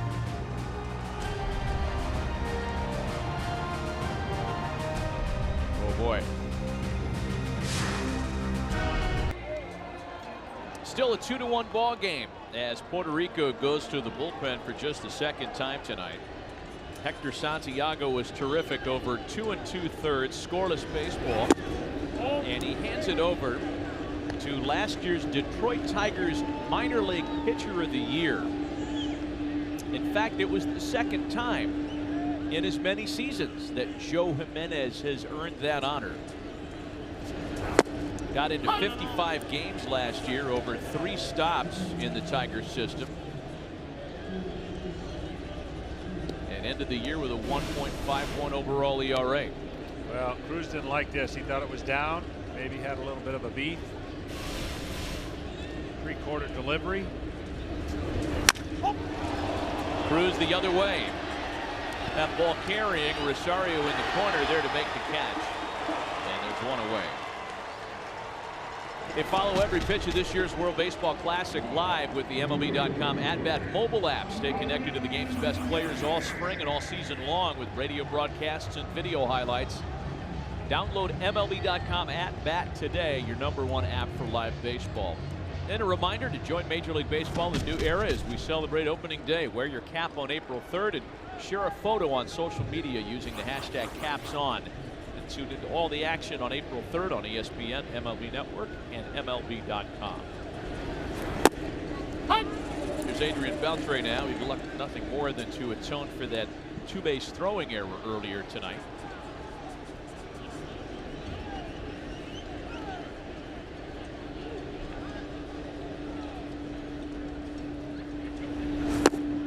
Way out in front, and it's 0-2. Yeah, they've been rather quiet as the dugout of the Dominican Republic. I mean, they are known for every kind of excitement that something happens. They're up, they're cheering. They're in a dogfight right now. They need something to go to kick this offense into gear.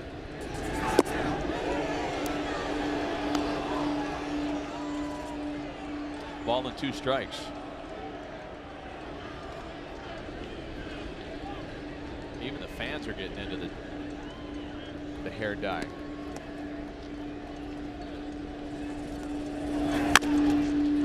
Beltre wraps a ground ball up the line for Correa, and there are 2 gone for Joe Jimenez. It's hard to imagine a guy like Joe Jimenez,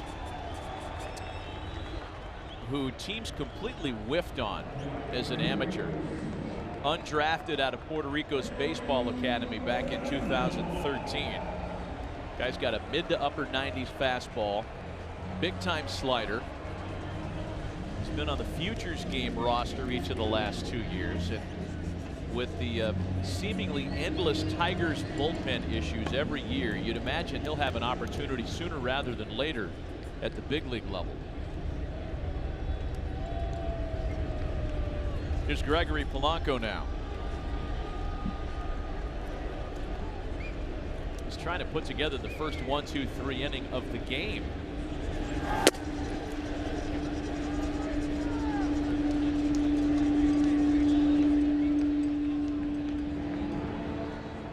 I don't think that's real, man. makes you say that? That's real.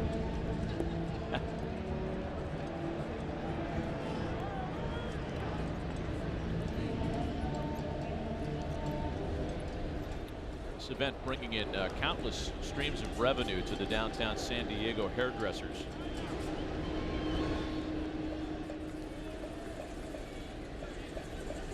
Either that, there's been a spike in just for men's sales. Polanco with a shot into the corner that's going to be a fair ball. Bounces around down there. Rosario's up with it. Polanco's happy with a 2-out double. Gregory Polanco having a great World Baseball Classic. That makes him 6 for 11 in 3 starts. See why the Pirates are so high on him. Locking him up as well. Big left-handed swing, big lanky power, along with pretty good speed.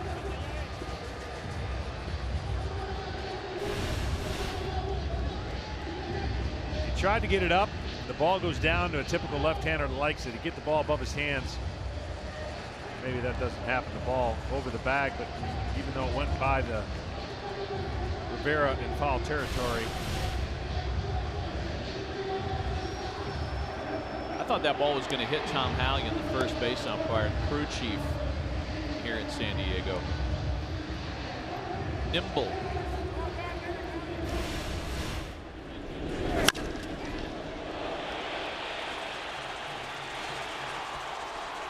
Good play there, right there. That ball could have, that funky corner could have squirted by Rosario. So now Wellington Castillo with a chance to tie the ball game. He takes a strike. Castillo has walked and flied to left tonight.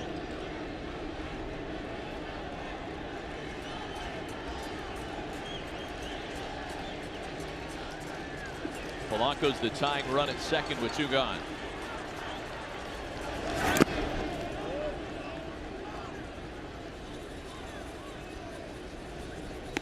Only 2 players of date have not played for the Dominican Republic team. Rosario, the backup catcher, has not seen any action. Castillo has caught all of the innings. Duno into the left field corner and foul.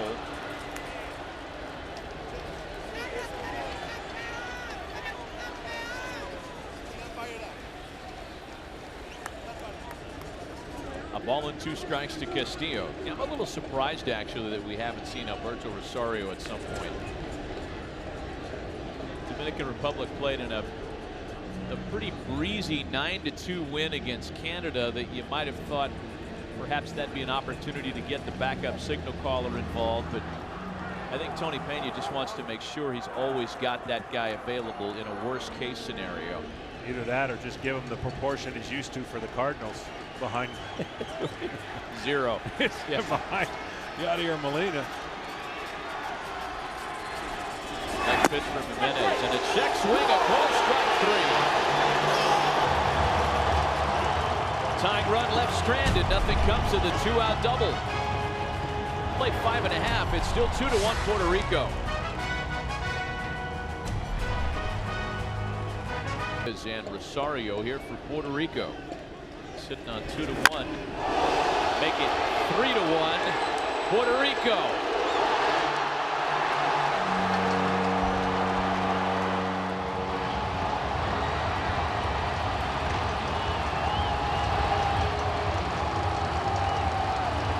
Second of the tournament for Yadi Molina.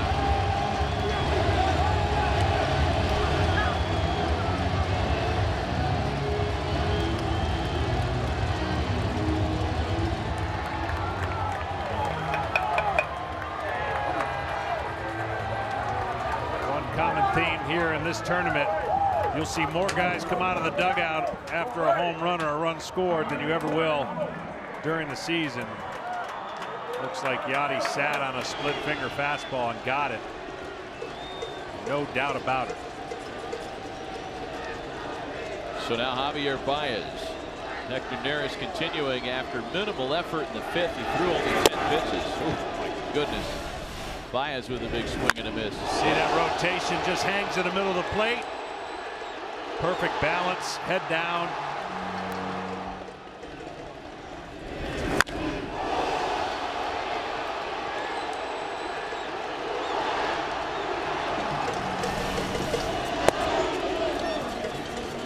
And Baez swung the bat, really trying to get out of the way, ended up swinging, and it's 0-2.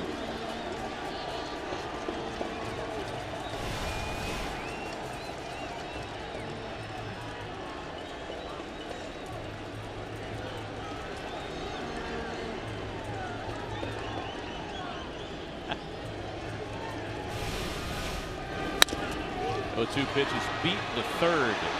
Beltre's there for it, makes a fine play.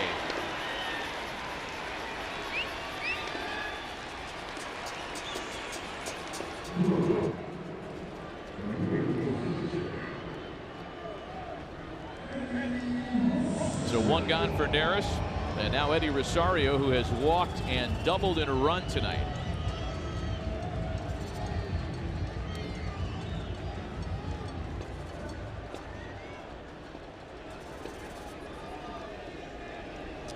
Really the 3rd game in a row for the DR that has gotten to this point with very few runs. They took care of business against Canada early, scoring. Did not score until late against the U.S. Machado's home run. And virtually after the 2nd inning against Colombia was held in check. Here comes Tony Pena. Again, he's got that big, hard-throwing bullpen. He's got 4 potential closer types down there.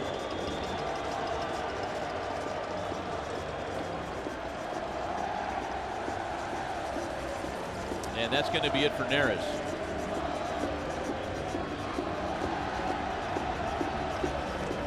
A run in to make it a 3-1 game and a pitching change. We'll be right back.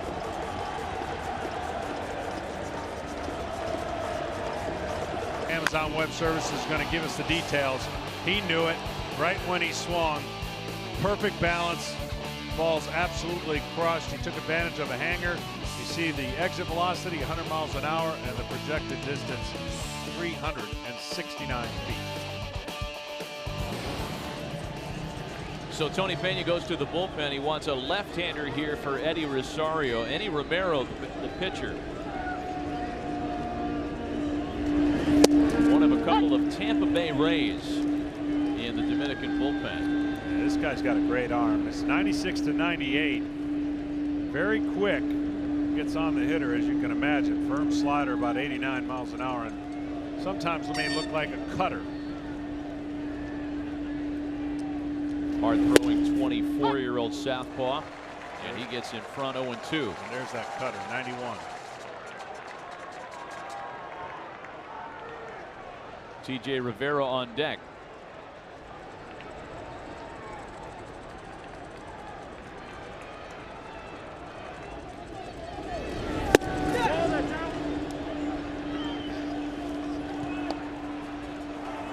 Joseph Colon up in the Puerto Rico bullpen. You know, your point earlier, John, talking about the Dominicans and their ability to come back. See another pitch that looked like it was off the plate. A lot of their damage in this tournament has been done 7th inning or later. You intimated that earlier, and in fact, it's 13 of their 27 runs that have been scored in the 7th inning or later. Of course, a lot of that was in the extra innings game, the 7-run 11th on Sunday against Colombia.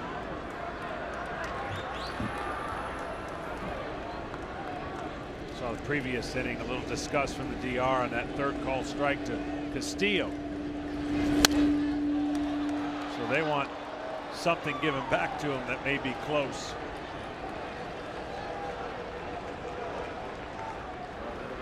Tony Pena looked like he was still stewing a little bit over the strikeout call to Wellington Castillo last half inning. Expressed his displeasure with Will Little, the home plate umpire. A little flare out over shortstop. That is run down by Machado.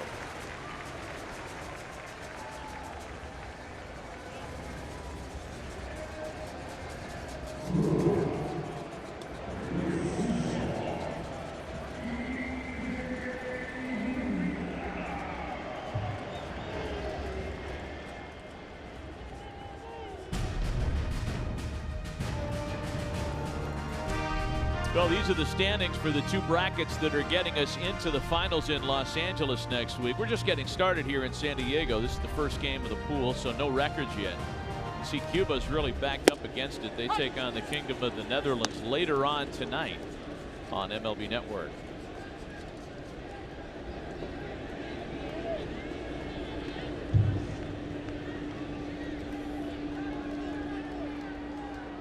The Netherlands and Cuba in progress, as you can see already, a 3-0 game.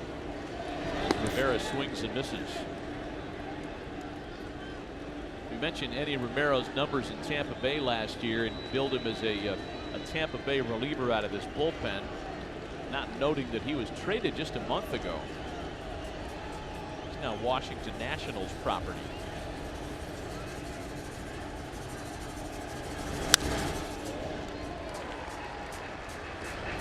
Still 0-2 to TJ Rivera. Well, they got a good one. Good arm.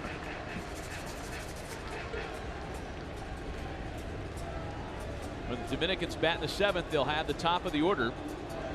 Tony Pena has the luxury of a full, versatile bench as well. A group that includes Starling Marte, who is a non-starter, Jonathan Villar, Jose Reyes. And we'll get to that top of the 7th inning sooner than later. Big time work out of Manny Romero. Nothing after the Molina home run, but Yachty's second of the tournament has made it a 3-1 Puerto Rico lead.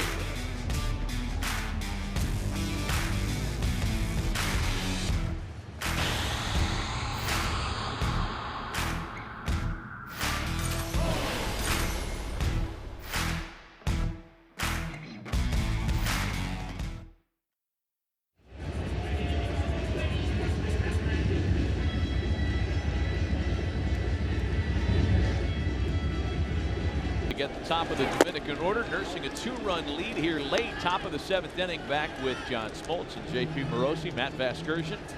Joe Colon got some big league time with the Indians last year. He's pitching in the World Baseball Classic for the first time. In fact, he was on Puerto Rico's designated pitchers pool in the first round of the tournament, so he was activated for this round and pitching tonight. It's a good change to the tournament rules this year to try to alleviate the strain on pitchers. Segura grounds to shortstop. Lindor's got him, and there's one away. Each team can have up to 10 pitchers in the designated pitchers pool that they can call up for a new round. JP, nobody carried all 10, and in fact, some teams didn't use it at all. It seems like the U.S., Puerto Rico, they've got a sizable pitchers pool. They certainly do, Matt. And one thing to watch this week, Venezuela was very short on pitching before last night's tiebreaker game. They've added veteran right-hander Hector Rondon to their bullpen from that list. But tomorrow's starter, Matt, a very familiar name against the U.S., Felix Hernandez. Yes, Felix Hernandez tomorrow night. That's appointment viewing as the U.S. team makes its first appearance here in San Diego. Here's Manny Machado now with one away.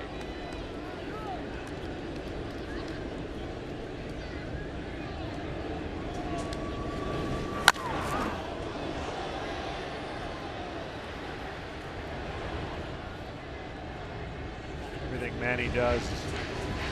Majestic fly balls. He's gained muscle, weight, turned those doubles into homers.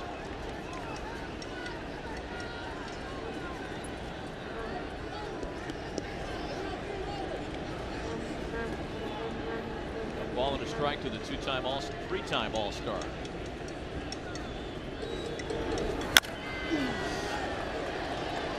And he just missed that one. You can see him at home plate just grimacing, as that was something he felt he should have handled. You know, for all the firepower on this Dominican lineup, as you see Robinson Cano waiting next, if you take that 7-run inning away from him, and Machado's rung up. My goodness, this is some strike zone tonight, America. to tell you something. That side of the plate has been very lenient, and there's no chance that Machado could hit this pitch. It is early for the umpires too, but that is way outside, and that was the same pitch that Castillo got called out on. So if I'm pitching the rest of this game to a right-hander, that's where I'm going. Oh, damn! Fucking go! Robinson Cano now. Grounds that right to Rivera and Cruz. Joe Polanco is fired up. A strike zone channeling the late Eric Gregg. Certainly a part of the storyline tonight. It's a 3-1 game. On a field mic as play resumes here in the last of the 7th inning. Kike Hernandez is the pinch hitter who will open things against Eddie Romero, who continues. He retired both of the hitters he was called on to face in the 6th. A strike to Enrique Hernandez. The versatile LA Dodger plays from second base, play all around the outfield.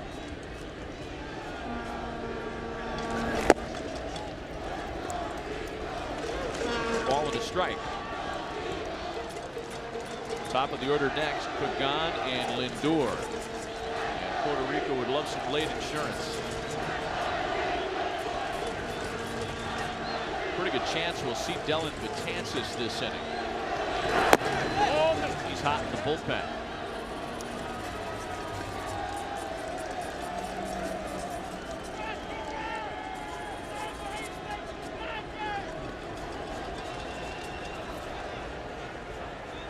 The big Yankee. Big is right. Hernandez sets a fly ball the other way.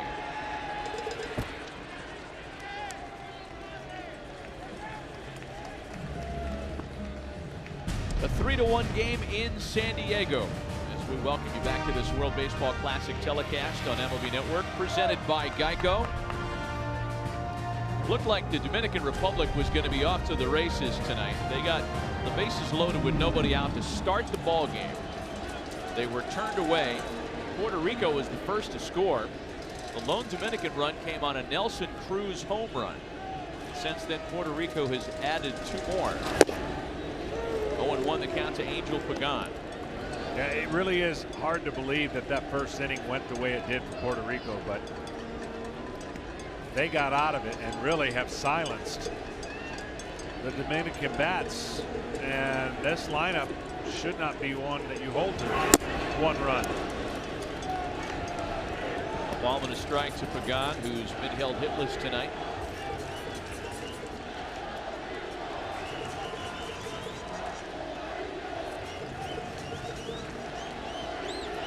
Dominicans will have the middle of their order in the 8th.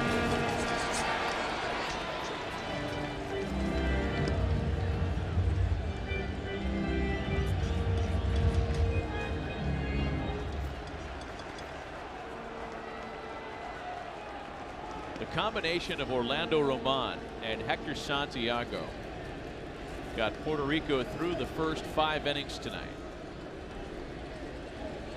Those guys went about it differently, and both were very effective. 2-2.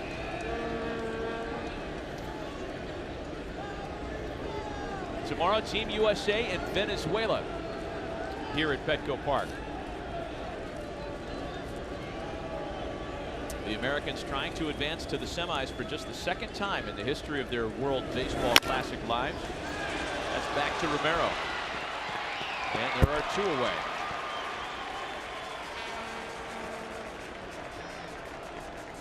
Yeah, there won't be a bad matchup for this week, I can tell you that.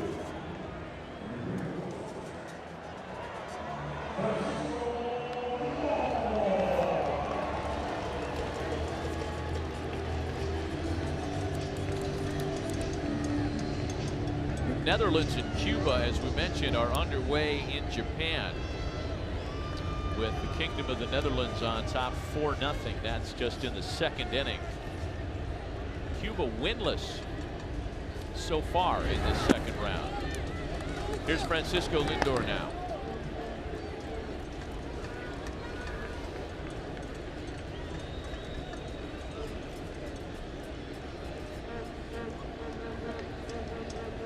Lindor has walked and singled tonight.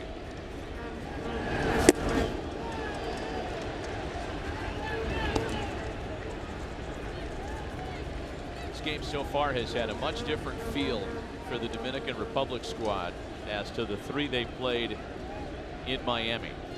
The bat's not nearly as loud. 1-2.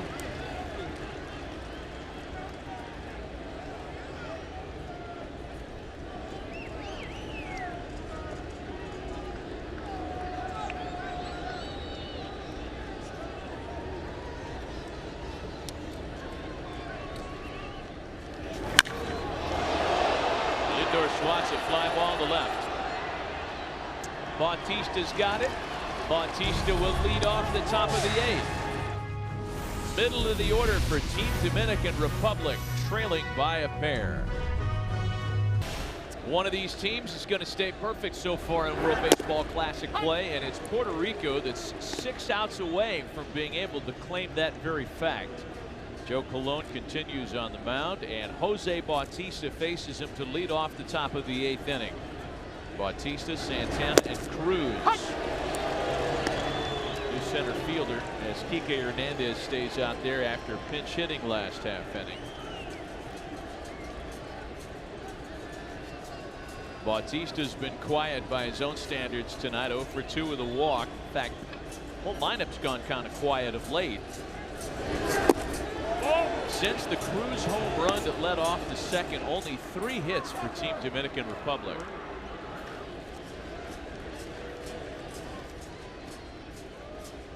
Great pitch selection right there. Why not go to the well where you've been getting the call with 2 strikes?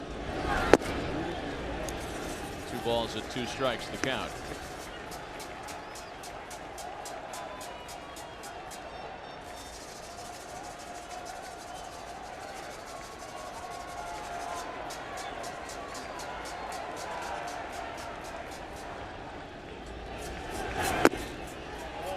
Bautista's been able to lay off those breaking balls. It's a full count now, 3-2. Yeah, that's great discipline. He's thrown them 5 in a row.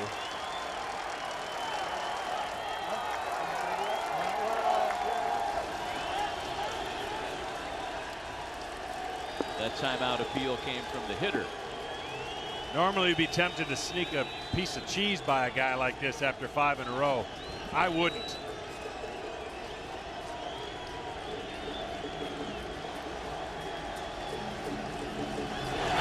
Oh, he tried it, and he's going to get away with it. 1 away.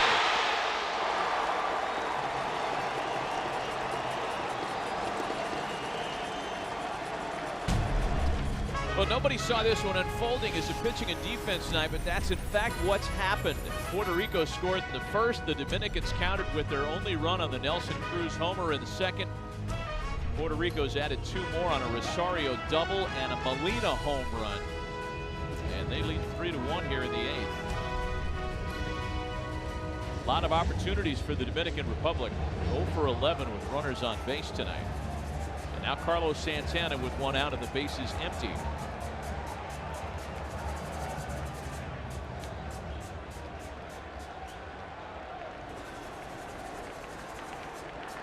Santana's hitless this evening, 0 for 3. Tony Pena would love to get a base runner aboard in front of Nelson Cruz.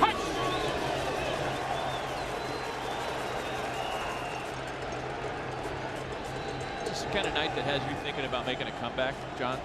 With this strike zone, yeah. Tony Pena is just, he's incredible. He's been run. He's gone. That's it. And now he's going to get his money's worth.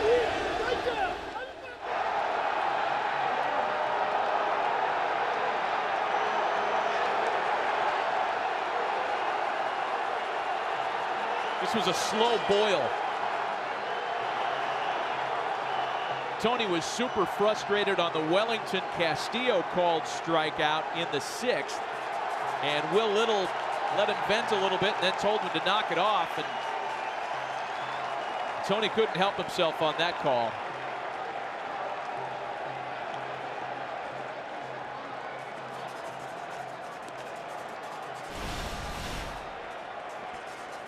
I mean, it's just not a good call, and it hasn't been consistent.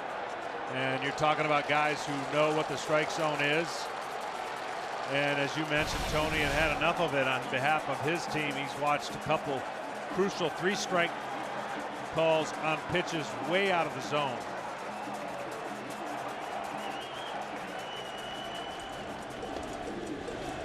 Makes it 0-1 to Carlos Santana.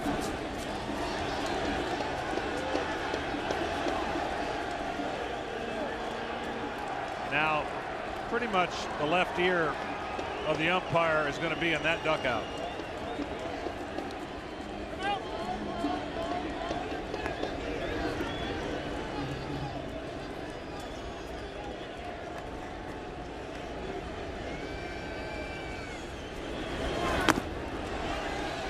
Changeup misses, and it's 2 balls and a strike.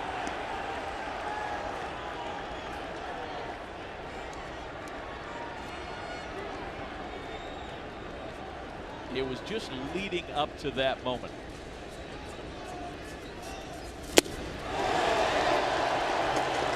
It's 2-2. So we'll assume that Junior Noboa takes over. The bench coach will assume the managerial duties.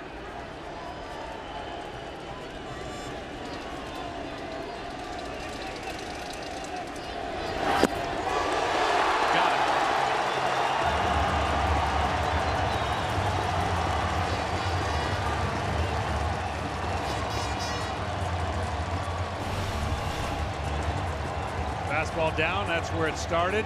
The first pitch.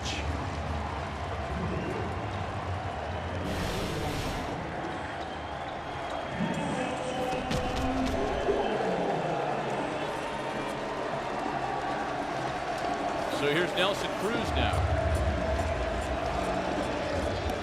with a lot of things on his mind. He knows that a solo home run doesn't give him the tie ball game they need. He also knows that he might be dealing with a really expanded strike zone tonight. He's been watching all this.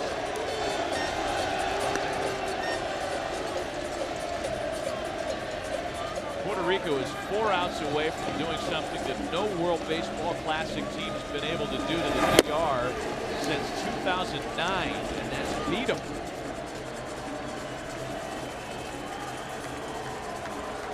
Two balls with no strikes.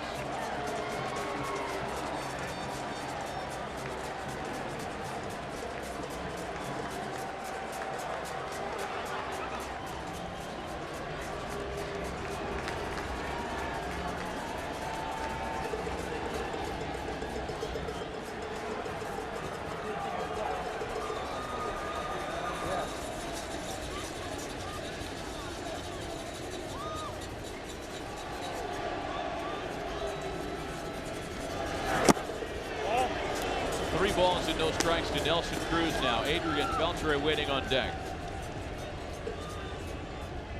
Beltre really hasn't gotten it cranked up in the tournament yet. Here's the 3-0 home to Cruz.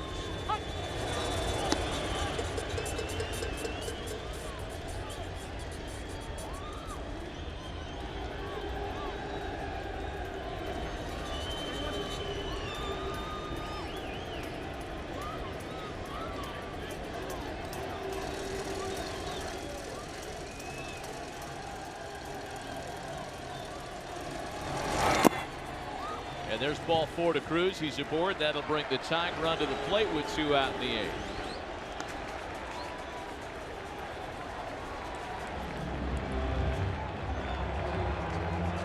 And Edwin Rodriguez wants to make a change for Adrian Beltre. Boy, you get the sense that Colon really wanted to finish the inning, of course. 2-out walk brings the tying run to the plate, and we'll be right back. Well, here's the situation. Adrian Beltre, the batter representing the tying run. He's going to have to dial it up against one of the hard Puerto Rican throwers as the potential tying run here. This has been a lot of fun to watch, but not for the reasons we thought, John. Exactly. I mean, it started out in the first inning where we thought the Dominican were going to get rolling, score some runs. They haven't. Give Yachty and the pitching staff again. Puerto Rico did this their first pool, and they're doing it so far to start the second one. Keeping a very big hitting lineup in check and leading by 2. The new pitcher is Edwin Diaz. Just 22 years old, but with plenty of closer's experience. It came with last year's Mariners. Came up all the way from Double-A in June. Became the M's closer when Steve Cishek was demoted in August. Throw down to second base is in plenty of time to get Nelson Cruz, who never had a chance. That had to have been miscommunicated somewhere along the way. They were baiting him by not holding him on.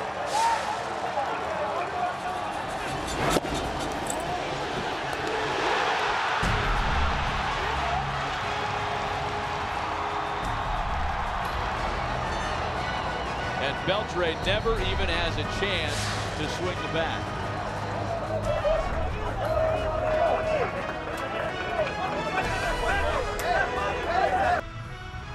This World Baseball Classic telecast on MLB Network is presented by Geico. 15 minutes could save you 15% or more on car insurance. And sponsored in part by Sam Adams, Pursue Better. And by Ace, the helpful place. Last of the 8th inning. And Carlos Correa leads things off for Team Puerto Rico against the big Yankee Dellin Betances.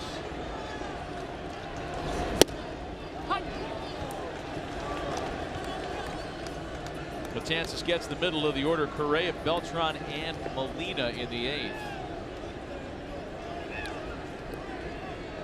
73 appearances with last year's Yankees. Had the best strikeout per 9 number in baseball last year. Well over 15 strikeouts per 9 innings. Amazing how big he is and how hard he throws, but he relies primarily on his breaking ball.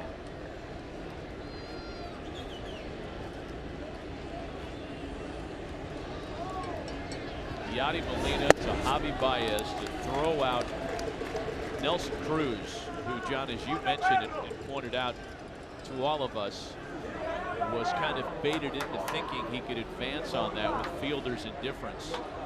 Yep. But you're not talking about an ordinary catcher or an ordinary second baseman.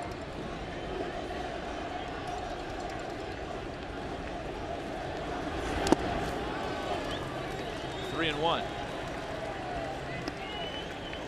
So Betances will try to keep this a 2-run deficit. And it'll be Beltre, Polanco, and Castillo when we go to the 9th.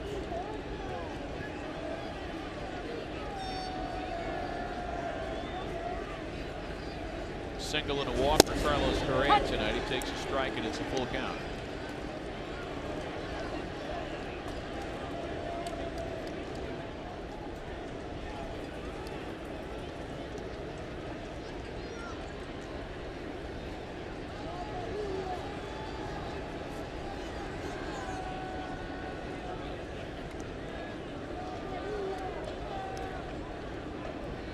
Talked all about the depth at middle infield for Team Puerto Rico, as that one just misses.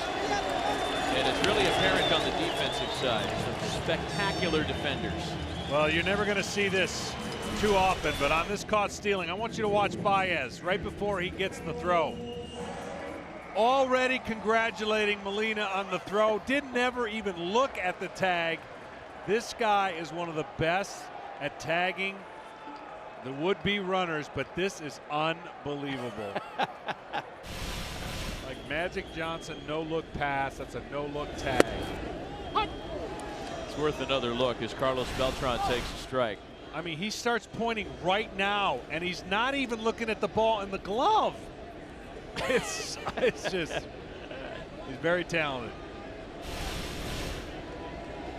You know, last year when Joe Maddon started talking up the virtues of him as a defender, Correa runs. Tag on him is in time to get him.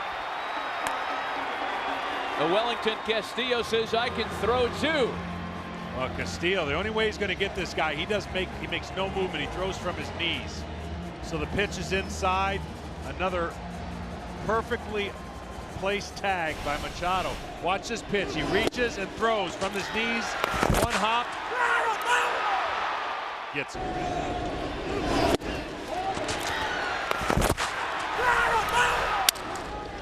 And Beltran with a broken bat base hit into right field.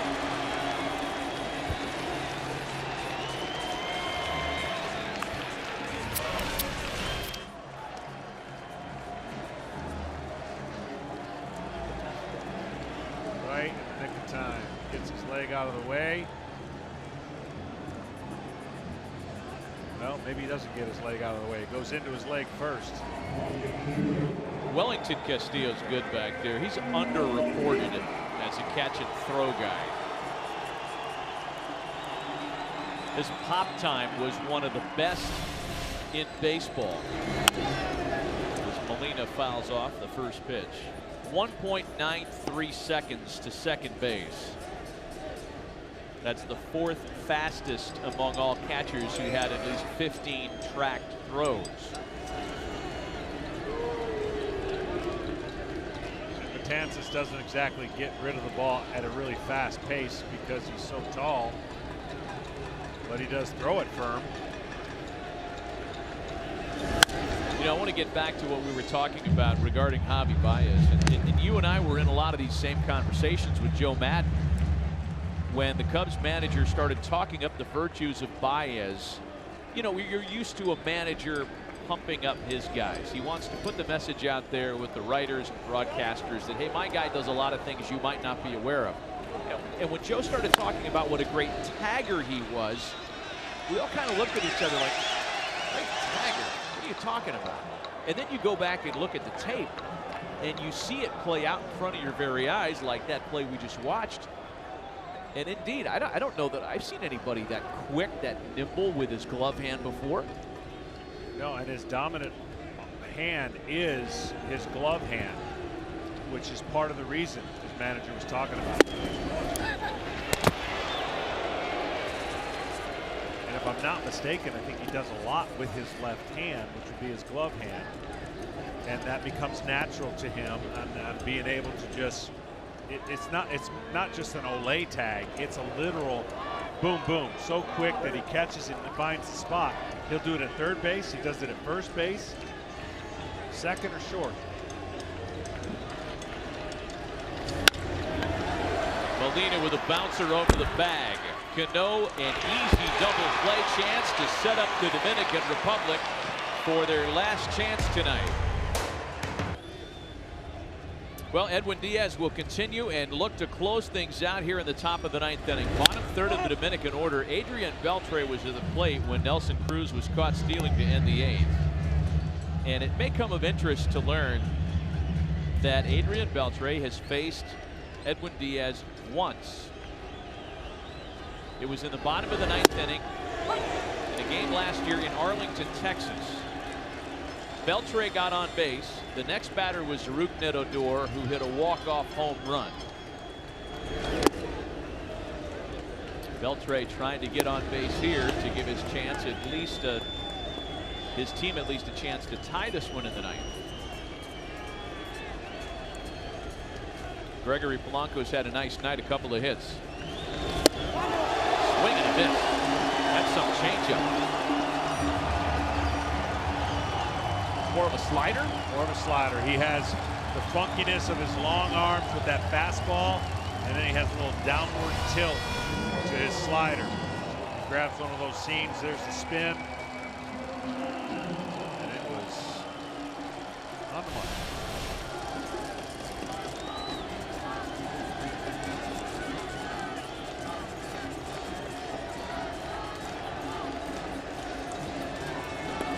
Gregory Polanco now.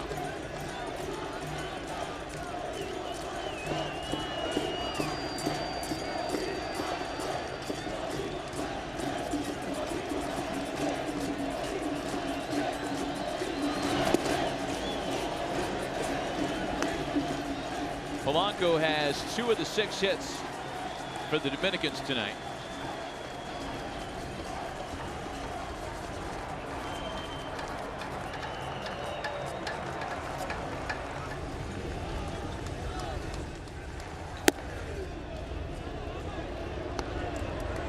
Two balls and no strikes.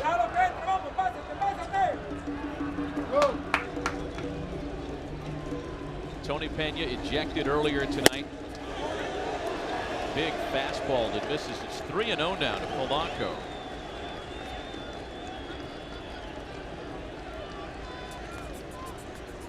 Both Puerto Rico and the Dominican got through their first round undefeated. 3-1. Just the way that Yachty sets up, makes a pitcher want, and he entices the ball with his hands and his glove. And there's ball 4. The tying run steps to the plate.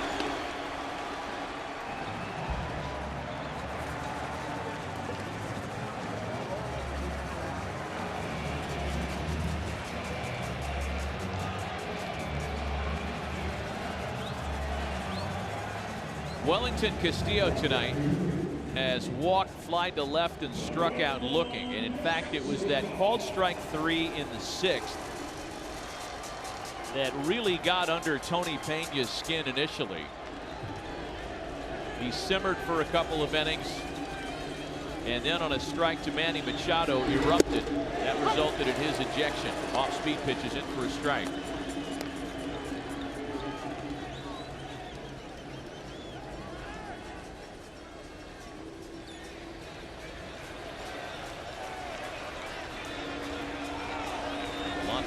Setting up way off the plate. So here's what it looks like. We've got them put together for you. Here's the first one on the outside part. That one started it all. Castillo's like, look, I've been behind the plate. I know what that is. And then the second one way off the plate. And he's trying to tell the batters where it is. And then this one right here, Tony had enough.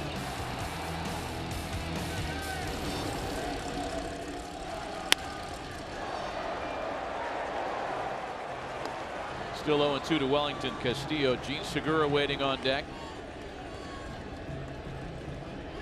It's been 2,929 days since the last Dominican Republic loss in the World Baseball Classic. Got to go back to 2009.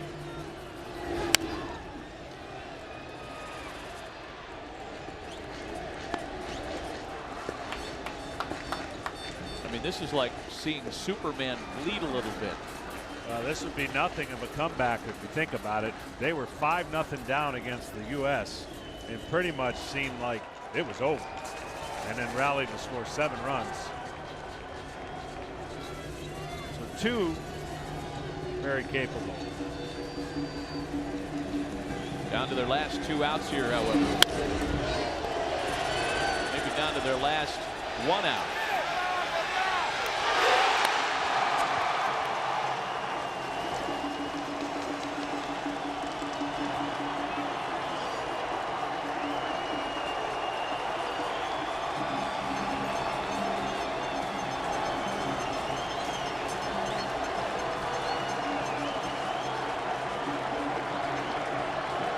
Well, Edwin Diaz gets to face his newest teammate here. That is, once the major league season starts. Gene Segura represents the last chance for the Dominican. Trying to catch up to 96, falling behind 0-1.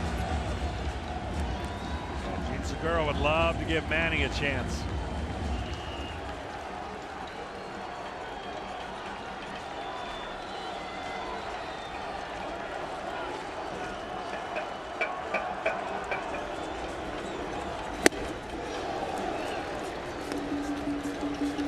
Team that Puerto Rico couldn't get past in last year's finals in San Francisco.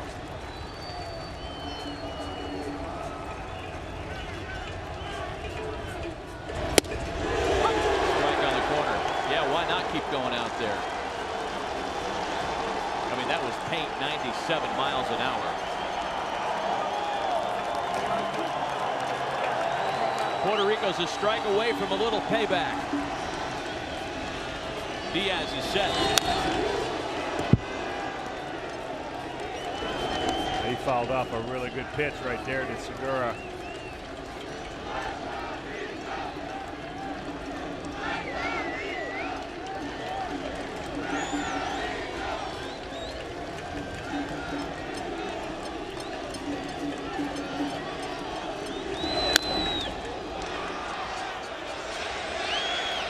Juan Samuelkin's still picking, by the way.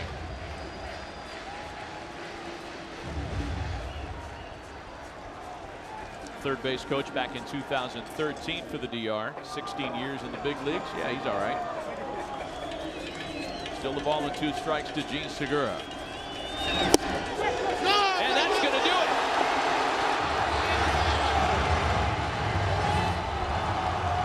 Puerto Rico beats the DR.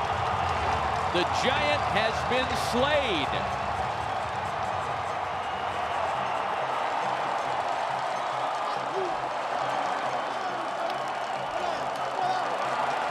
Big-time combined pitching effort.